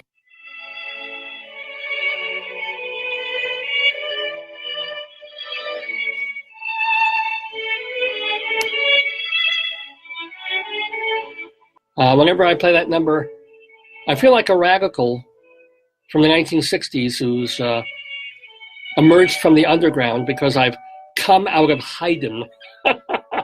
Yeah, okay. Actually, I better not play that under because I'm not sure how loud that's going to sound, but we'll kill the under music this week and we'll work on that. But I am going to do the Friends of the Daverhood because, it brings honor upon us to have people like this on the program. For example, crossovers. There's a new talk show being developed for the streaming network Stage, S-T-A-G-E, and it's all about the theater. This whole channel, digital channel, is going to be about the theater. Tay Diggs is hosting crossovers. We haven't had him on the show, unfortunately, but they taped a bunch of segments a week and a half ago, including one with our friend of the Daverhood, actress Tamara Tooney. So you're going to see her very early on when this show goes up. Also on the channel, they have The Primary Instinct, which is this show or this taped document of a show that was conceived and features Stephen Tobolowsky, our fellow friend of the Daverhood. So check out Stage Streaming Network for that. I want to let you know that Tom Paxton put out a digital CD in February. Didn't know about this. It's Tom Paxton and the Don Juans live in Portland, Oregon, November 7th, 2017. That is literally, you could have thought about a pithier title for it, but that's the whole thing. And it really, remember when I told you months ago that went to see Tom Paxton, who the opening act or the co-act was the Don Juans. They were playing at Swallow Hill Music in Denver. And it was absolutely a lovely show. I had the most marvelous time and even got to see Tom and shake his hand after the show. And he signed my CD. But that's the previous CD. This one is much newer. It just came out in February. And it's available at tompaxton.com. It's about $20, and you can buy it also on Bandcamp. Again, the name of the CD is Tom Paxton and the Don Juans, live in Portland, Oregon, November 7th, 2017. Oh, and speaking of TV and actors who do other things, they do cabaret, they do theater, but perhaps they're known best for TV. Our friend of the Daverhood, Hal Linden, was just on Law and Order this week, Law & Order SVU, their 19th season, 22nd episode. He had a role in there. So yay for Hal Linden, still keeping a hand in there. Of course, you all know him from Barry Miller. What am I? I'm thinking of Barry Lyndon, the movie. Barney Miller. What's wrong with me? No, we're almost 3 hours into the show, and my brain gets a little fried. I want to let you know that this Monday night, the 74th Annual Theater World Awards take place at Circle in the Square, the Broadway Theater. The host is our friend Peter Felicia, and among the presenters and guests will be Anita Gillette. That's Theater World Awards happening this Monday night at Circle in the Square. Also, this Monday night, the Actors Company Theater, TACT is what they're called. They're holding their 25th anniversary gala, and the entertainment will include the sisters, Liz Calloway and our friend of the Daverhood, and Hampton Calloway. That is taking place at the University Club of New York on West 54th Street. The thing about this gala, it's kind of interesting. The theater is closing. They're stopping operations. They're done after 25 years. But they need money to kind of archive stuff and put stuff away and get a website going. So that or update and put all their archives on a website. So if you want to go to that, the gala is at the University Club of New York this Monday night. Also, wow, so much stuff going on. This Monday, our wonderful friend of the Daverhood, pianist and cabaret legend, Steve Ross, he will be appearing at Birdland in Manhattan. Steve was here back in October of 2017, so less than a year ago, in fact. Playing now, I'm trying to suppress a burp, and it's not working. Here we go. Now through June 8th, there's a piece, it's sort of a reader's performers theater thing called Women on Fire, which gives all these different perspectives on different women, American women.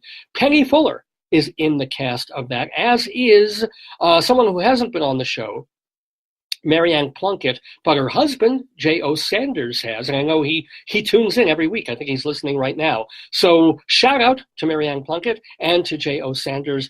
And if you want to see Women on Fire, that is at the Royal Family Arts Space on West 46th Street. And then next Saturday, I'm going to lay this in early because we're not going to mention these next week. I'll be dealing with the Tony Show. But next Saturday night at the Brokerage Pub in Belmore, where an old friend of mine and I actually had a comedy act for a couple of weeks in the Brokerage. Well, someone who's made it a lot bigger than we did, Jackie the Joke Man Martling, who was a fantastic guest of ours back in March. He will be playing next Saturday night. To whet your appetite, I'll tell one of the cleaner jokes. And, I didn't see Art Paul on here this week. He usually tunes in every week, and he was the guy who won the Jackie the Joke Man Martling joke book and then ended up having to throw it out because the jokes were so dirty he was offended. Anywho, but here's a Jackie the Joke Man Martling joke I can tell. What does it say on a blues musician's tombstone? I didn't wake up this morning. Okay. Also, next Saturday, June 9th, Richard Skipper celebrates cabaret and Cole Porter. That is happening at the local 802 on West 48th Street, and taking part in that, two other friends of ours, Steve Ross, the aforementioned, and Jeff Harner.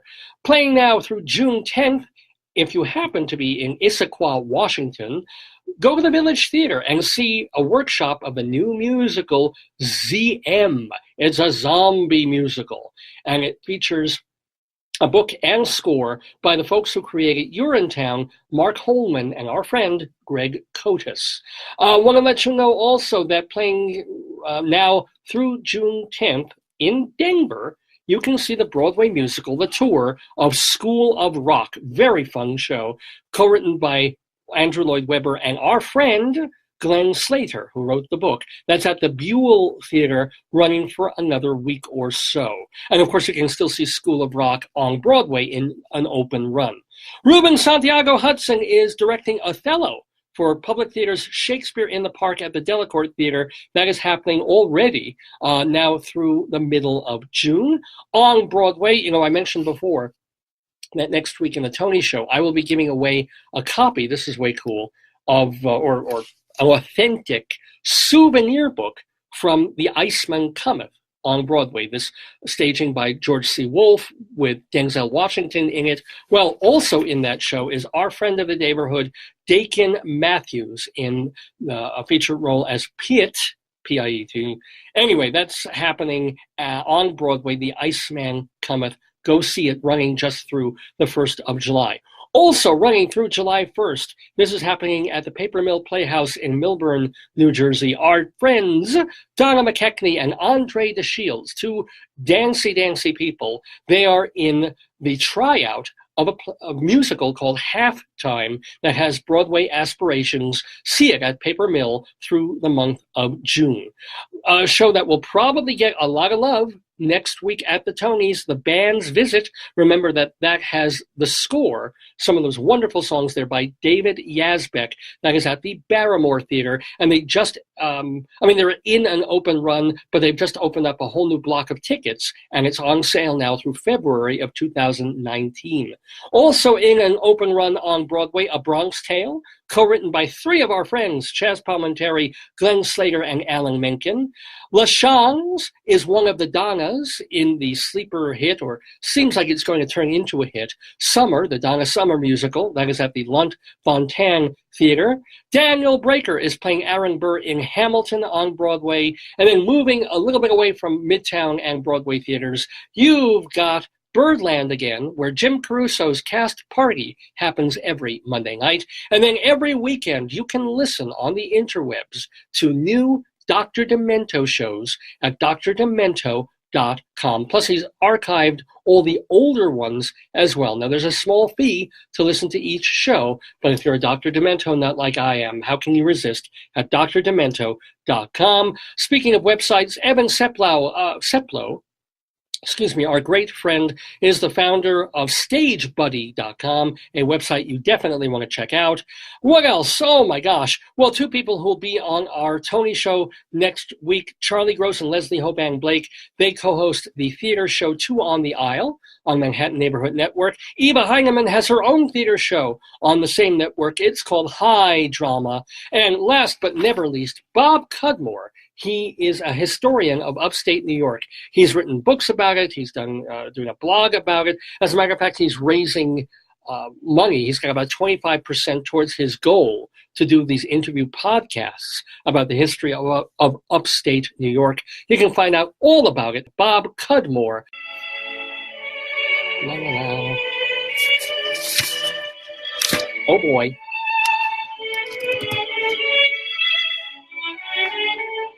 And now we move into our next segment, which I know you've all been so looking forward to, Story Time. Tell me a story, tell me a story, tell me a story. Remember what you said. You promised me, you said you would. You gotta give in, so I'll be good. Tell me a story, then I'll go to bed.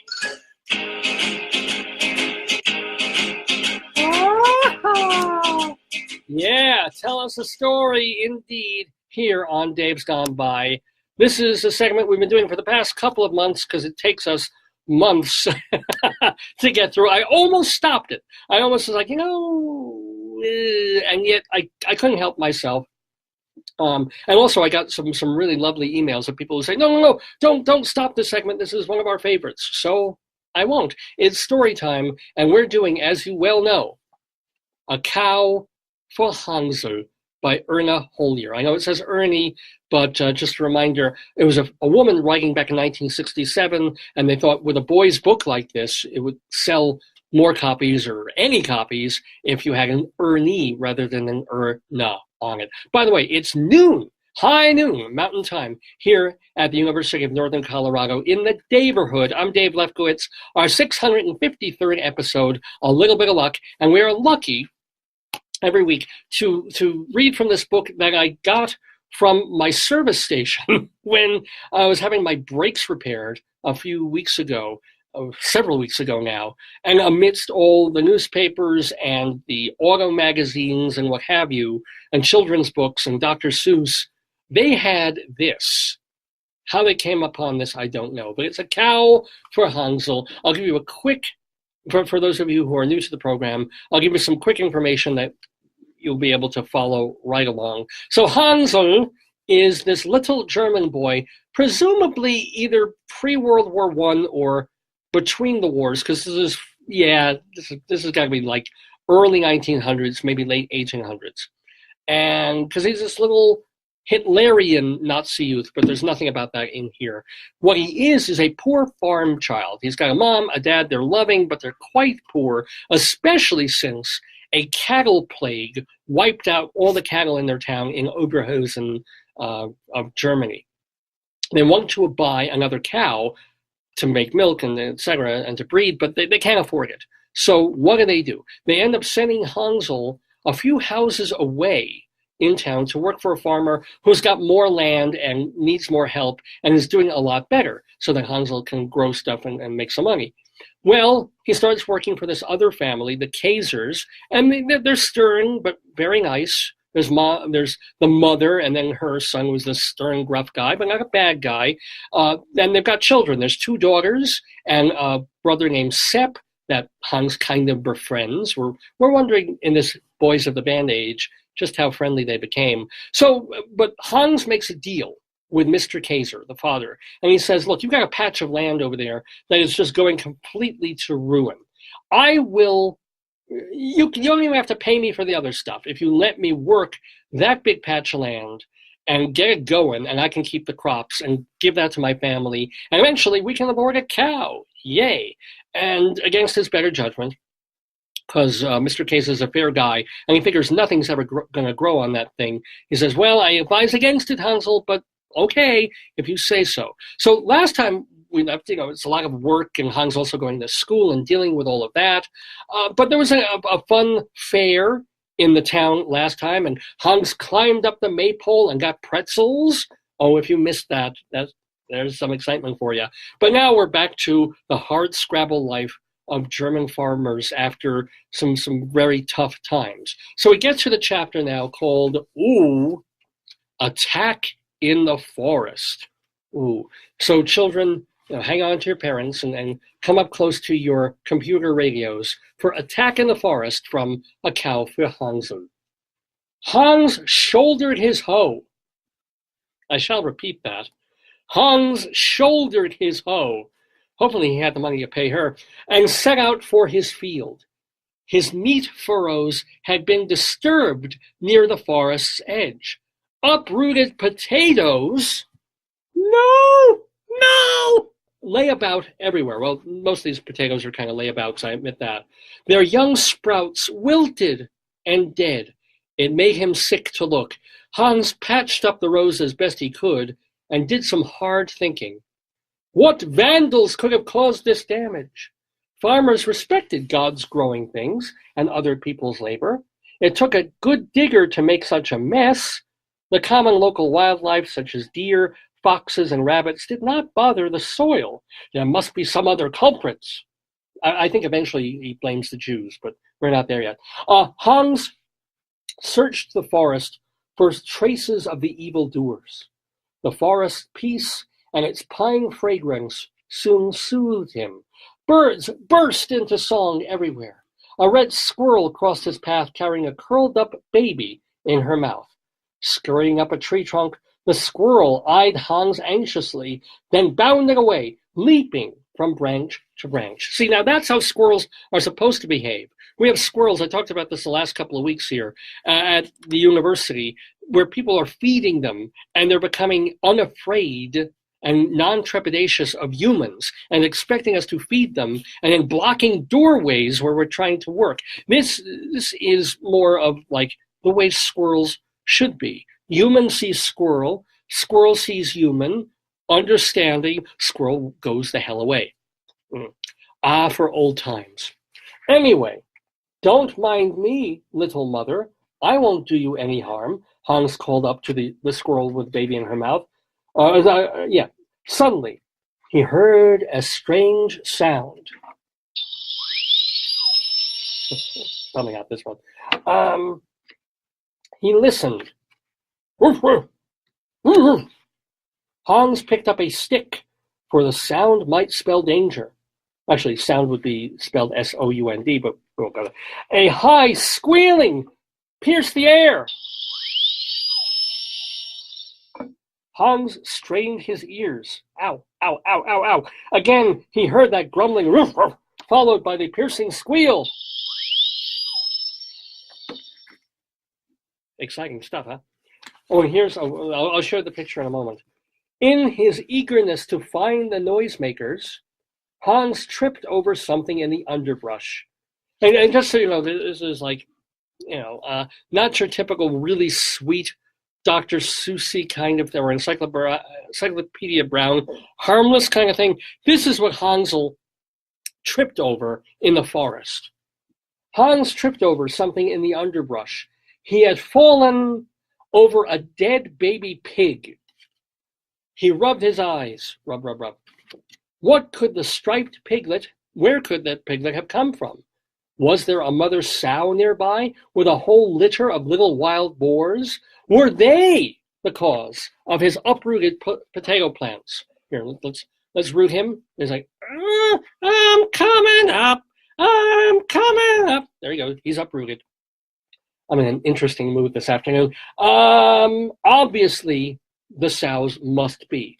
Hans ventured deep into the forest. A half-suppressed squeal rose from a heap of dry, quivering branches.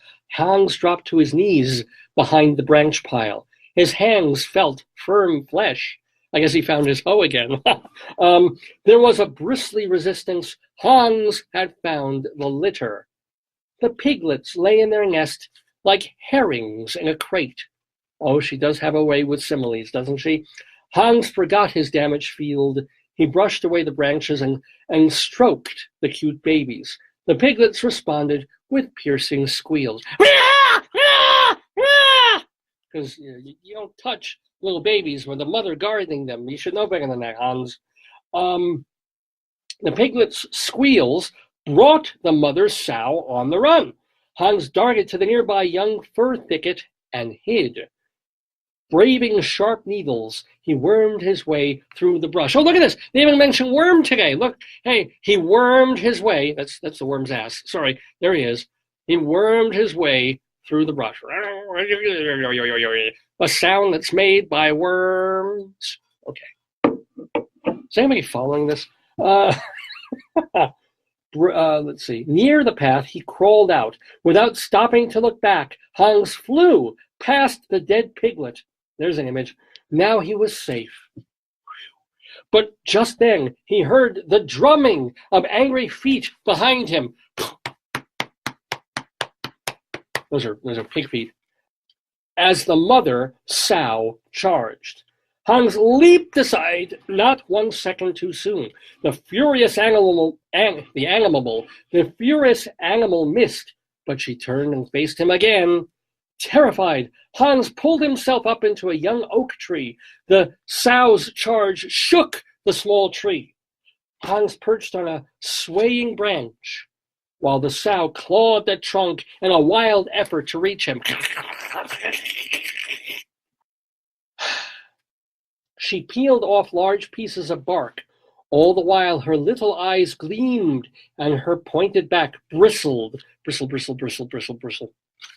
Hans trembled as he wondered whether the young oak would hold. After a long time, the sow gave up her siege and trotted away towards her piglets. Go back to your mud hole and finish your badly needed bath. Ooh, angry Hans. Hans muttered. I should be the one who's angry. I wasn't going to hurt your babies.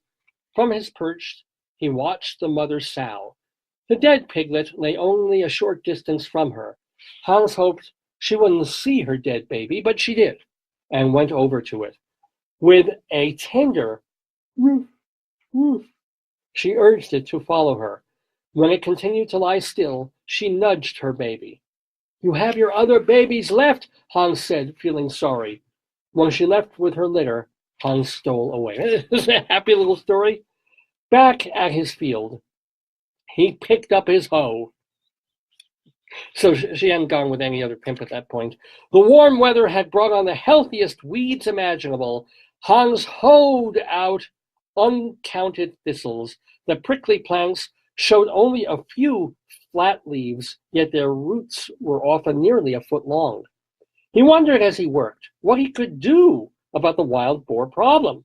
The pig family would surely destroy his crop, and don't call him Shirley. Perhaps he should report the matter to the official hunter, who acted as game warden and also protected the farmer's crops from depredations by wild animals. A hunting party solved Hans's wild boar problems a few days later, but Hans kept fighting ever-sprouting thistles in his own potato field. Hans's thoughts turned to the veterinarian, who had unsuccessfully treated the Hohenleitner cows. Every time he passed through the village, he stopped at Hans's house and demanded payment for his services. Well, there you go. There's that thing of he didn't cure anything, but he still wants his payment. Papa used his meager income for food, taxes, and utility payments, and Mama used hers for wool, train tickets, and incidentals. There's never any money left over, it seemed. As they often did, Hans's thoughts turned heavenward. Dear God, he prayed, please make things come out right and make the farm prosper once again. Amen. The Kaiser family wasn't the same. Oh, we have a kind of shift in momentum here, or time. In also the previous chapter, the Kaiser family, one of the sisters gave this guy her ribbon, or he took it from her, which is symbolic. They were boyfriend and girlfriend. They got married, so they're down one worker in that farm, one of the daughters. The Kaiser family wasn't the same after Lisbeth's wedding. Stacy, the other sister, walked around as if in a dream all the time, and she didn't seem to get much accomplished. Sepp, the brother, milked in Lisbeth's place, hating every minute of it and letting everybody know it. Hans prepared the feed alone now. And when summer came, the farmers' children exchanged their books for rakes and forks and took pride in working with the adults. Haying time had begun. Well, hey there. That has been our installment of A Cow for Hansel for today, this Saturday, June 2nd, 2018, here on Dave's Gone By. Hope you've been enjoying this book by Erna Holier. We haven't mentioned for a while that wasn't her only book. She was born in Bavaria, survived Nazi Germany and World War II bombings, married an American soldier, moved to California in 1956, and then survived two major heart surgeries and breast cancer. And she actually lived until 2007. So Erna Holier, quite a life, quite a book, A Cow for Hansel, here on Dave's Gone By, where it is 12:15 in the afternoon, Mountain Time, in the Daverhood. So, yes, what do we have left? We've got our Dave's Big Dictionary segment, where we're going to talk about the word mill a little bit, and our Saturday segue of songs in the news. But then, I made a promise, and I try and keep my promises, but I forgot last time, and I do definitely apologize for this. I left out our wretched pun of destiny. This is, every week we make a really egregious, horrible play on words. And, we shouldn't play it on the air. We should be like Roseanne Barr and think twice, or Samantha Bee and think three times. But no, we're here, we're doing it. It's the wretched pun of destiny. And the topic this week is golf. Here we go.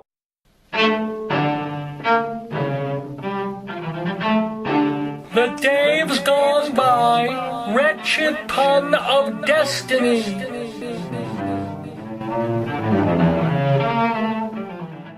A golf pro is traveling the country and learns about a course he'd never heard of. Naturally, he has to try it out. He hits the links on a Monday afternoon, but as he's setting up his first drive, he hears the group in front of him talking a blue streak and using all sorts of foul language. He turns to complain to the group behind him, but they're yapping away and being just as vulgar.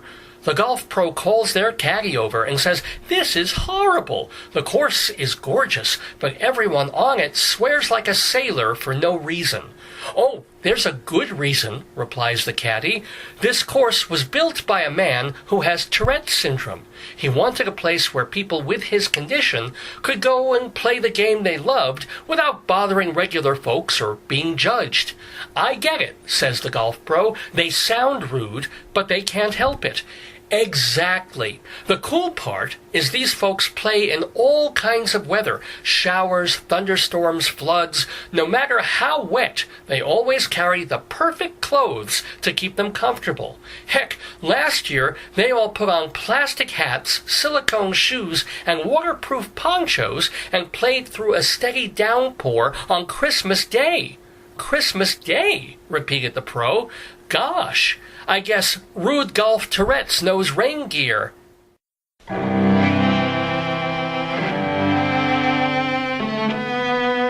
We here at Dave's Gone By apologize for bringing you the wretched pun of destiny.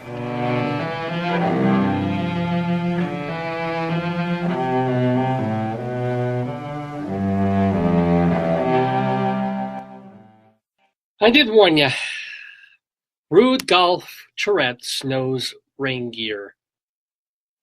Wretched Pun of Destiny here on Dave's Gone By. Yeah, aren't you glad you made it through about 2.5 hours of show so far? Yeah, I know. Well, the worst is over. Okay, we've gotten the pun out of the way. It's done. There won't be one next week because we'll be doing our Tony Awards show. So you've got a breather now before the next pun.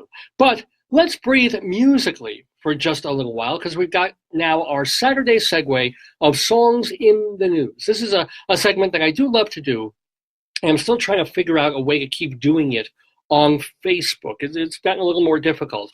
But it's simply songs that we play, and hopefully you enjoy them. But also, the key is to think why I'm playing them this particular week. Because maybe the title of the song, or the artist, or the theme of the song has to do with something that's happening in the news and in current events. Now, here's the deal. Because of copyright issues, Facebook might give me problems as I'm playing some of these tunes. If they do, all you gotta do, it'll make me stop the video. I'll have to stop the stream and then reload it. It takes less than a minute. But hang with me. We're still doing the show. Otherwise, hopefully I'll be able to play songs in the news. Kind of like this one from Vic Damone.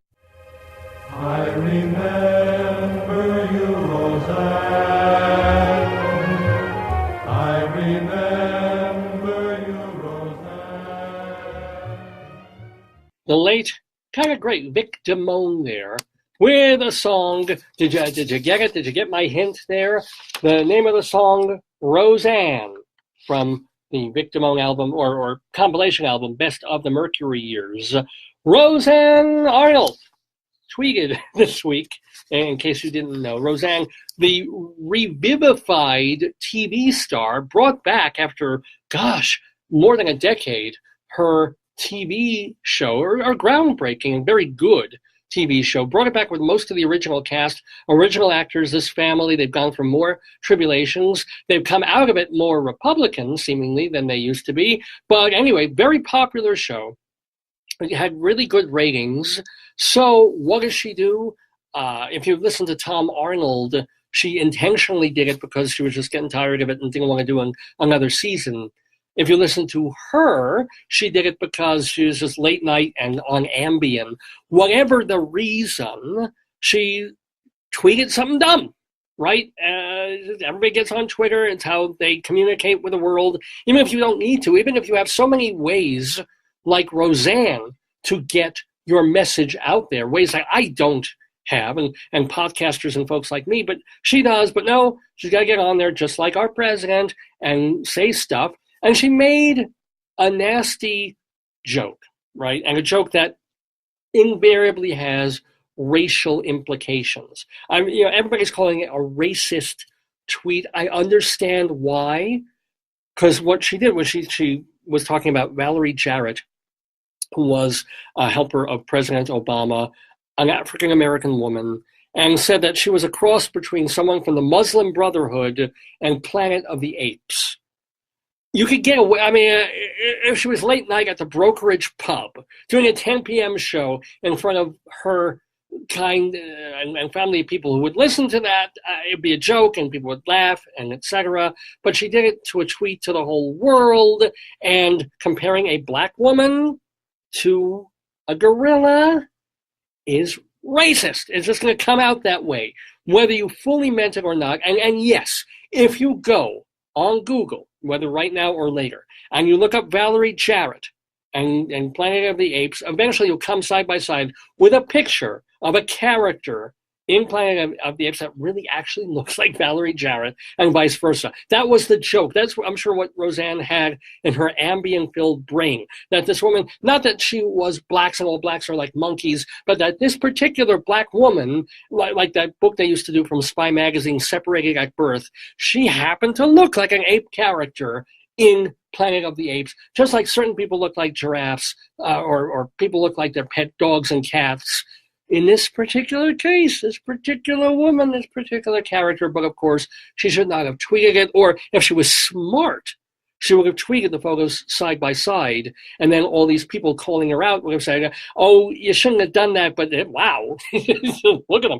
So Roseanne, whom Victor Moan was singing about all those years ago, Roseanne lost her show. And there's talk of keeping the show going, but with another character as the main character, etc., and so forth.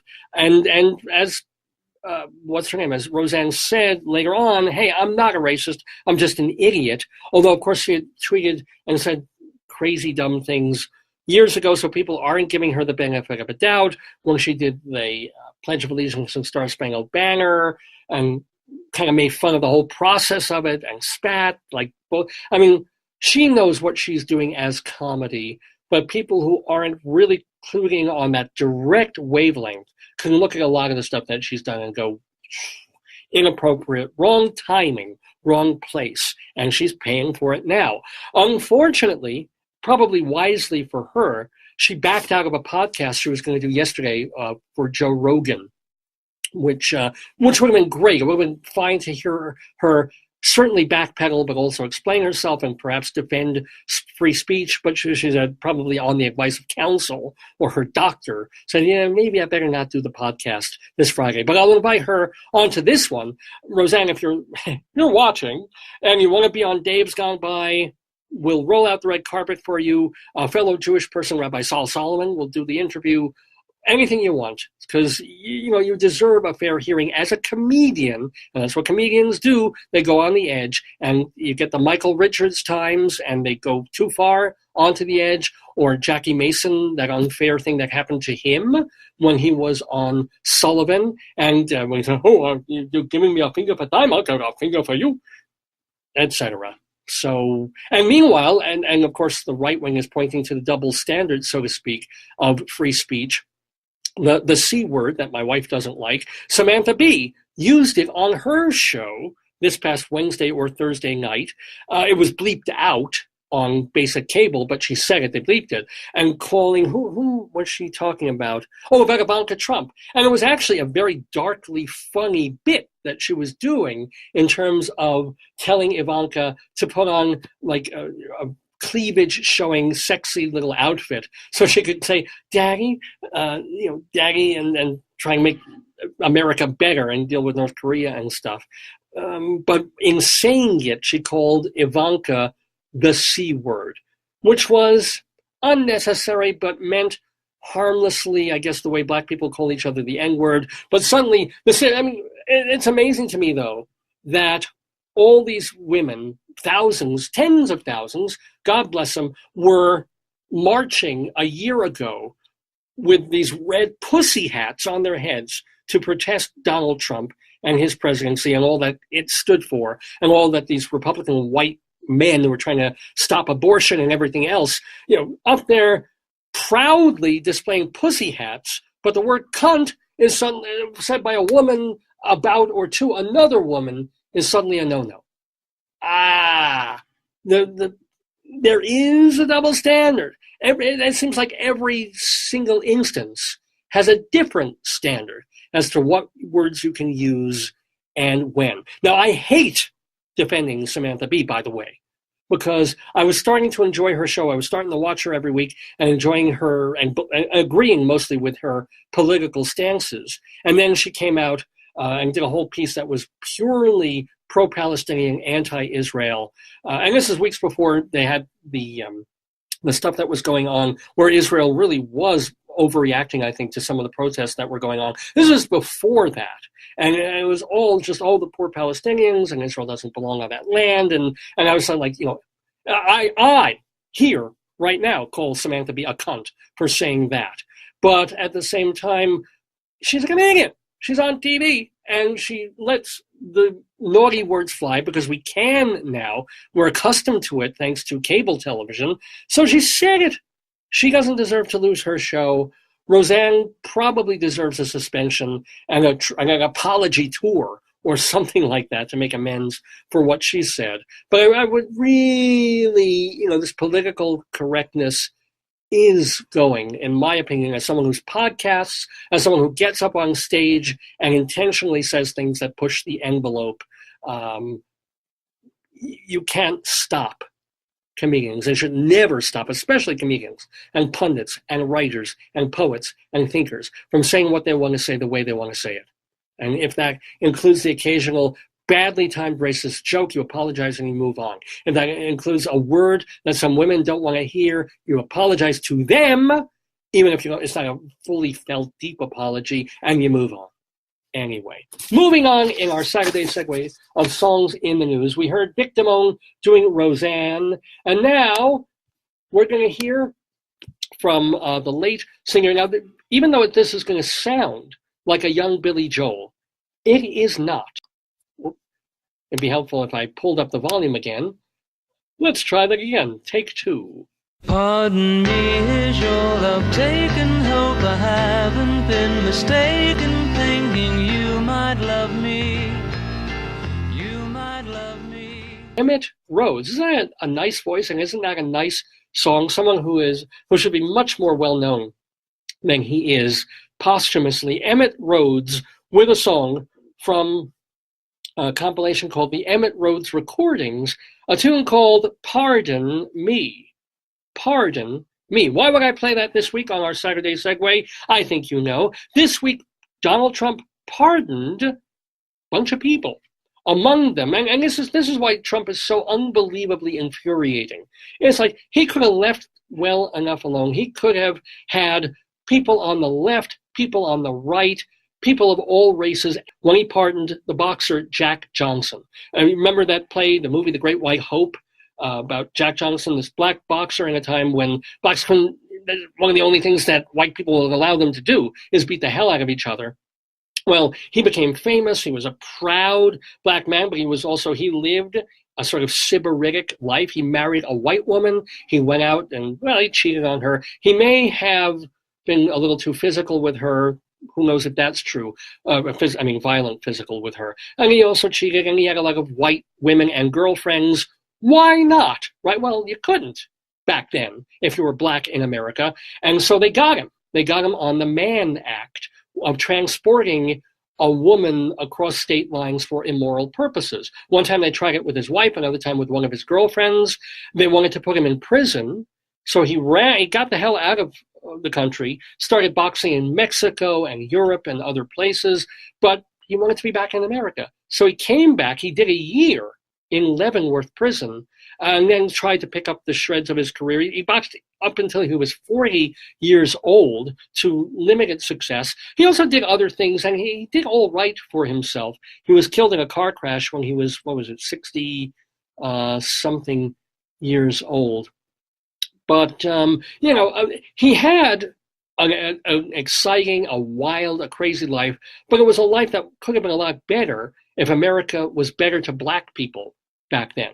So Donald Trump looked at this, and actually it was Sylvester Stallone who met with Trump and said, hey, this guy got a raw deal from the American justice system back in the day. How about pardoning Jack Johnson? And I don't know why Obama didn't do it. I don't know why Clinton didn't do it, or George W. or H.W. Bush didn't do this. This man should have been pardoned decades ago. So this is righting an American wrong. And I give 150% credit to our president, whom I usually castigate, for doing that. Great. Thank you, Donald. Absolutely righteous. And people like Al Sharpton and people, black leaders should have said thank you. Too little, too late, of course, but thank you. But then, later in the week, Donald Trump, proving his power, his muscle, and that his way goes, pardoned some other people. He pardoned a filmmaker, a pundit named Anesh D'Souza, who did a film that mocked and trashed Obama, but apparently he also, what did he do that got him into trouble? Something involving finances and things. And then he also pardoned people who were involved in Donald Trump's TV reality series, he's thinking about pardoning. He's floating the idea of pardoning Martha Stewart and Rod Blagojevich, right, the corrupt politician. So here's the deal. Donald Trump, a man who sweeps into office on the promise of change, on the promise of what? Draining the what? Draining the swamp? And who is he probably, or whom is he probably going to pardon and commute the sentences of? Rich, white Martha Stewart, who did her time. She got bad advice about her taxes, but caveat emptor, buyer beware. She did her time in prison. This is years ago, and now suddenly wants to pardon her for making the money that she shouldn't have. And then Rod Blagojevich, who may have gotten an overly harsh sentence for some of the things that he did in terms of campaign financing. But again, we've got these people who are privileged and who use their privilege greedily to get more privilege, and the president wants to pardon or commute their sentences. If that isn't diving face first into a swamp, what is? And I would only expect or respect that if President Trump then went and met with these lawyers, even for half a day, of people from the underclass and middle class whose lawyers are waiting with DNA evidence and other theories of crimes and confessions of other people who've been rotting in jail, and not federal nice penitentiaries, not country clubs, like some of these convicted felons, white-collar felons, have been, but saying, really give a look to this person who didn't do what they were convicted of doing. Here's proof that the judge wouldn't let in. Proof that, or here's two witnesses that weren't allowed to speak, or they were precluded from saying what they really had to say. Here's newly uncovered evidence, blah, blah, blah. Now, of course, everyone in prison is going to say, I didn't do it. I want my other second chance. Sure. But dollars to donuts, there are thousands in our insane prison system in America who didn't do it, and who have absolute legitimate cases that you could bring before the president after years in prison and say, why is this person still behind bars? Get them out. And they're not rich, and they're not white, and they're not privileged, and they weren't on TV, and they didn't work under James Comey. They just don't belong in prison anymore. If Donald Trump starts to look at some of those sentences to pardon and commute, he'll have absolutely my respect on that again. But that's why we played Emmett Rhodes doing Pardon Me from the Emmett Rhodes recordings, because that's what Donald Trump was doing this week. He was pardoning several people, and previously he pardoned Sheriff Joe Arpaio and Scooter Libby. I mean, this is the level, right? Unbelievable. Okay. Let's move on. Speaking of Donald Trump, is he a genius about this? Or is he making a very, very big, scary mistake? We're not sure. But at the moment, we're definitely involved in something that Van Dyke Parks is going to sing about. Mr. Ford says to Mr. Firestone, when they meet at the old campground, he will send out the news by wire and tell all the people what we have found. We can ask Thomas Alva Edison, telephone Alexander Graham Bell. And if someone comes here with something to sell, just make yourself clear and tell him to go straight to hell. a song from the Van Dyke Parks album Tokyo Rose called Trade War. Well, do I have to explain to you when I played that one? So we're in a trade war. Donald Trump this week put tariffs on not our enemies, not Iran and places like that, but on our friends, on Mexico and on Canada and some countries in the European Union, tariffs on steel and aluminum, because the art of the deal, he feels that we're getting screwed in terms of what we get for what we give. So this has taken our friends and turned them, at least economically, commercially, into enemies. If you saw Pierre Trudeau talking about, well, okay, if you're going to hit us, we're going to hit you back. So now we're going to have higher prices to make whiskey and motorcycles and blue jeans. Who knows how this is going to shake out? I mean, when Donald Trump announced these new tariffs and Trudeau, the second Trudeau came out, the Dow Jones dropped 250 points. But then it rose back again 200 points yesterday. So whether there is method to Trump's madness, don't know.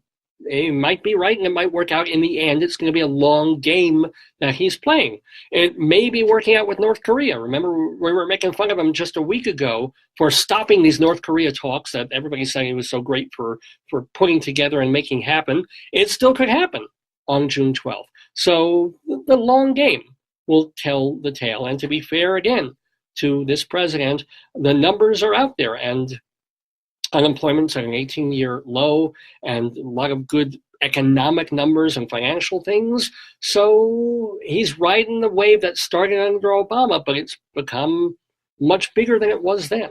And we're 16 months, 1/3 of the way into the Trump presidency. Again, all we can do is see. I thought that, honestly, the economic numbers would go down and things would get a little worse because of oil prices and people getting spooked by them. But oil went down a little this week, so we'll see. It remains to be seen. I'm not an expert in any way, shape, or form about that. I just know that I can play music, or parts of music, here on Dave's Gone By, and we heard Trade War from the 1989 Van Dyke Parks album, Tokyo Rose. Well, we got one more song in our Saturday of Segue of songs in the news. So one more song where you have to think, hey, why is Dave playing that? What does that have to do with stuff that's going on in the world at large? This is a smaller story. This is one you kind of have to dig a little deeper into the newspapers to find, but it's kind of funny.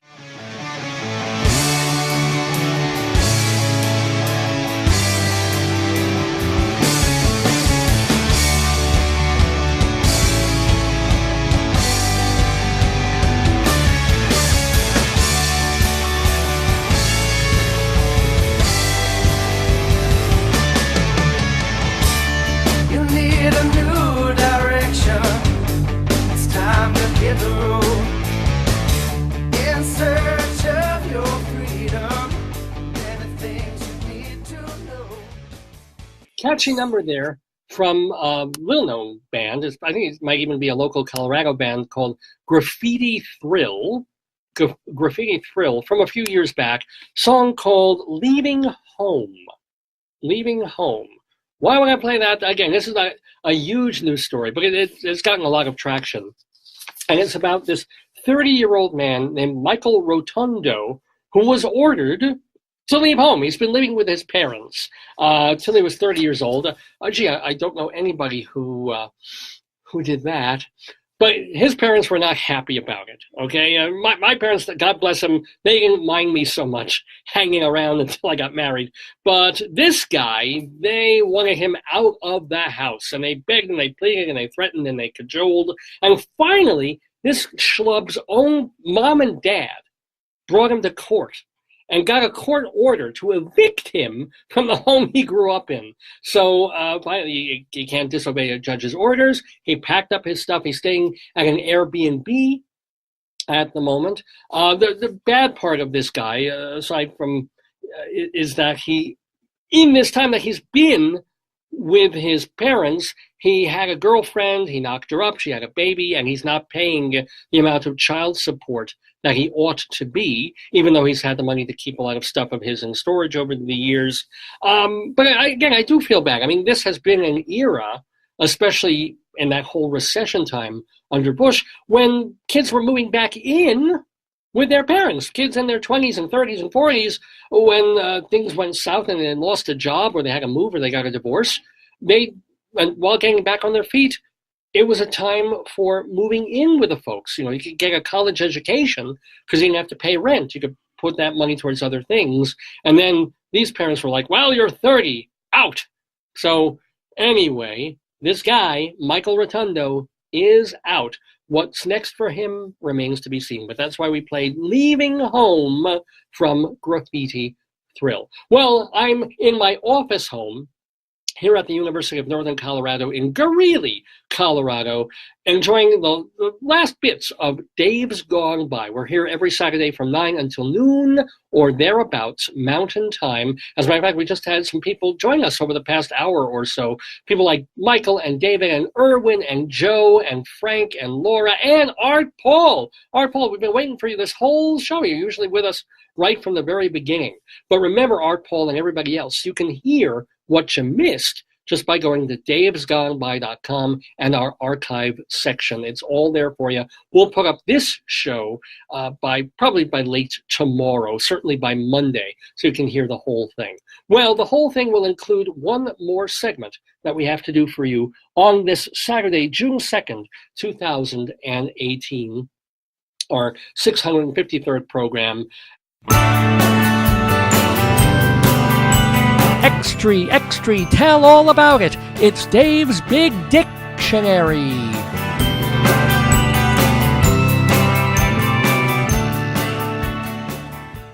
As you saw about 2.5 hours ago, my darling and adorable wife went into this book right here, and here's actually the bookworm that goes with it. So you have to watch the first part of the show to know what I'm talking about. But she went into this dictionary of 75,000 plus definitions, ran her finger through it, and came up with the word at random that she came up with, the word mill, M-I-L-L. Let me read it for you.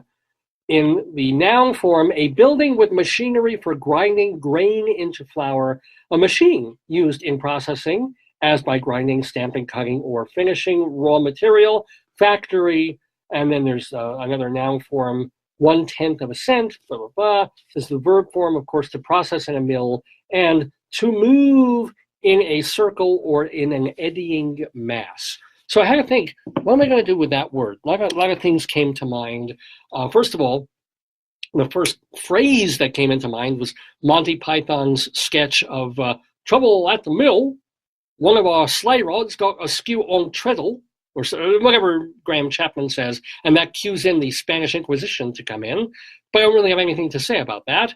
And Mill, we actually live very near a fellow named Mill, a wonderful person whom we're proud to have as a neighbor, but nothing much to say about that.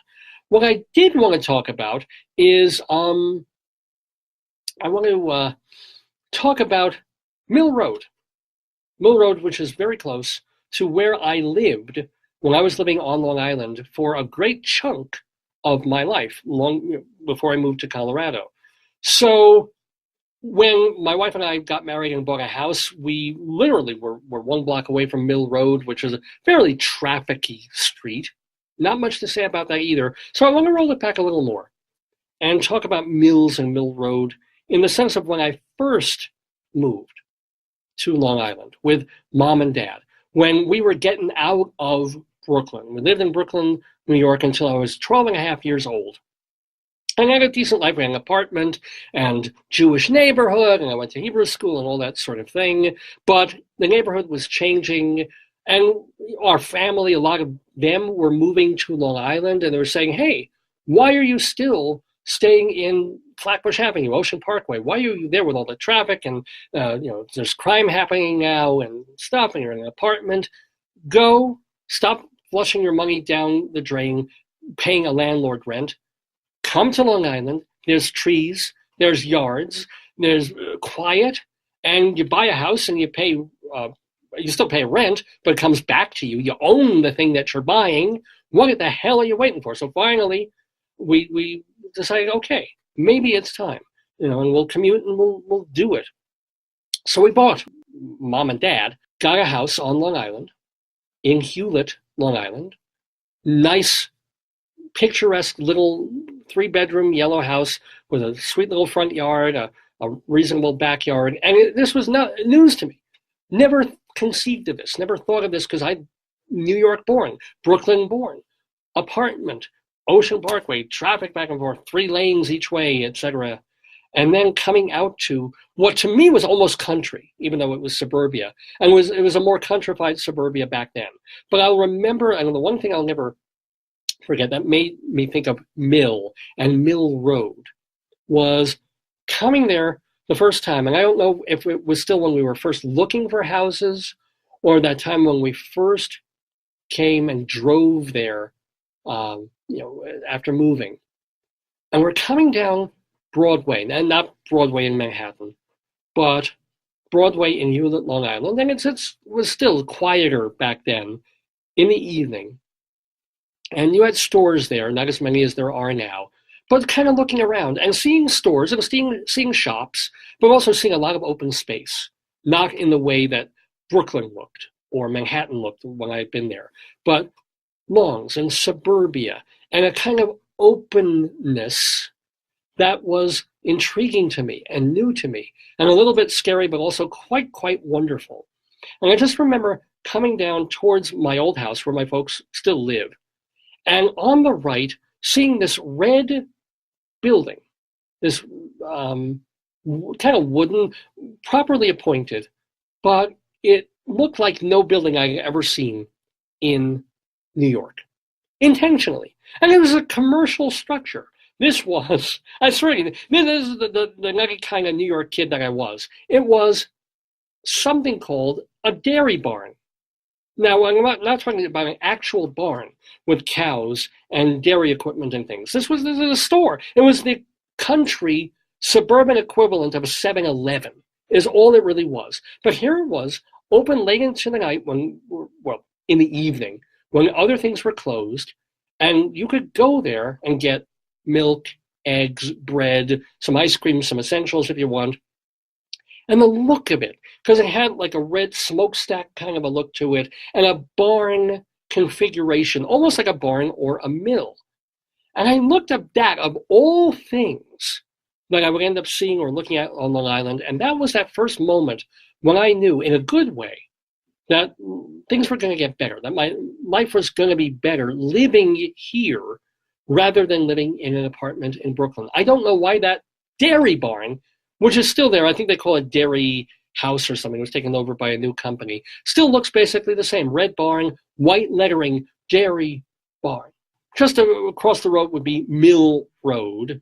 So yeah, I'm kind of jumping from Mill to Broadway and dairy barn, but I wish I could explain it a little better. But this idea of that there was this quaint, sweet-looking, country-ish store that was also open late, up until about 11 or 12 o'clock at night. So if you were in a place, because we were from Manhattan and Brooklyn, and everything was open all the time, and you could always get something on Church Avenue and shop and etc. And here we were, we didn't know. We was like, well, God, how far is the nearest supermarket, and how far is this and that? I mean, they were all half a mile away. Still, we knew that I could walk 4 blocks and go to the dairy barn just in case we were starving. If suddenly there was a horrible storm and and took out all the power, and there was nothing working in the fridge, and everything had spoiled, and we were lying on the floor like babies from Ethiopia, dying for food, I could put on my mucklucks and trudge 4 blocks, and there would be a store, a quaint, beautiful, old Andy Griffith kind of looking store, with bread and staples and fruit, and some vegetables in there, and I could get them, and we would live and survive because of the dairy barn. And it was sort of a beacon. It was also, if you're driving along, it was easy to see, so you knew around where you had to make the turn to get to our house.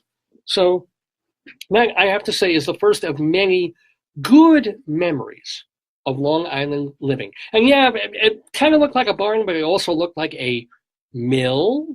So that's how I can make that part of Dave's Big Dictionary today. And I guess I can throw in one more pun. It's not one of the wretched puns of destiny, but since we talked about A Cow for Hansel being a somewhat religious book, Exodus was a religious book for a Hollywood filmmaker of some note, the guy who made the Ten Commandments. As a matter of fact, Exodus was grist for DeMille.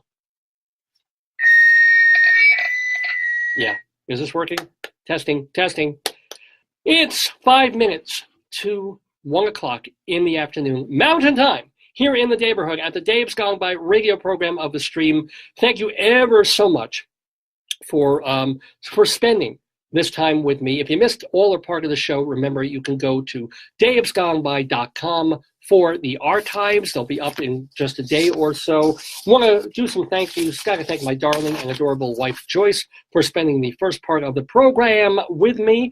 Got to thank Rabbi Saul Solomon for doing that interview with Laurence Luckinbill, that fine actor. Remember that you can find out more about Rabbi Saul at shalomdammit.com. Shalom, D-A-M-M-I-T, shalomdammit.com. I want to thank Lois Whitman of HWH Public Relations for setting up the interview with Laurence Luckinbill, who was just a delight. So great to talk to. Find out more about him at lawrencelukkinbill.com. Thank you so much to the folks who are actually, I don't have to thank the folks at UNC Radio, because that's kind of on hiatus at the moment, even though I'm, as promised, still doing my show. But thanks to the folks at UNC for letting me have an office, even though I'm an adjunct professor and I'm not even teaching over the summer. Really cool that they let me stay.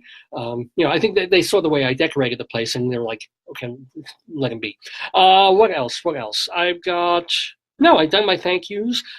Last reminder, next Saturday, be there, be square. Tell your theater-loving friends that the day before the Tony Awards, we're doing our 14th annual Tony Awards special. We've got critic special guests, about 10 of them, plus we'll have the artistic director of plays at the Arvada Center for Colorado Theater Lovers. She'll be a guest. Rabbi Saul will do his annual thoughts about the Tony Awards. We'll play show tunes as much as Facebook will let us. We have trivia. We have giveaways. We'll have a Broadway timeline of the whole previous season. You don't want to miss it. It's always a spectacular time here in the Daverhood for our Tony show. And it's right when we always do our show.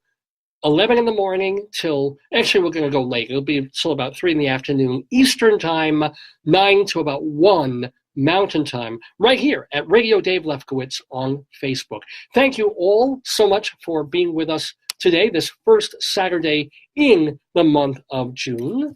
So since it is June, let's play a song about this fine, hot month called June Hymn from the Decemberists. Well, it's June, and I'm him and gone by.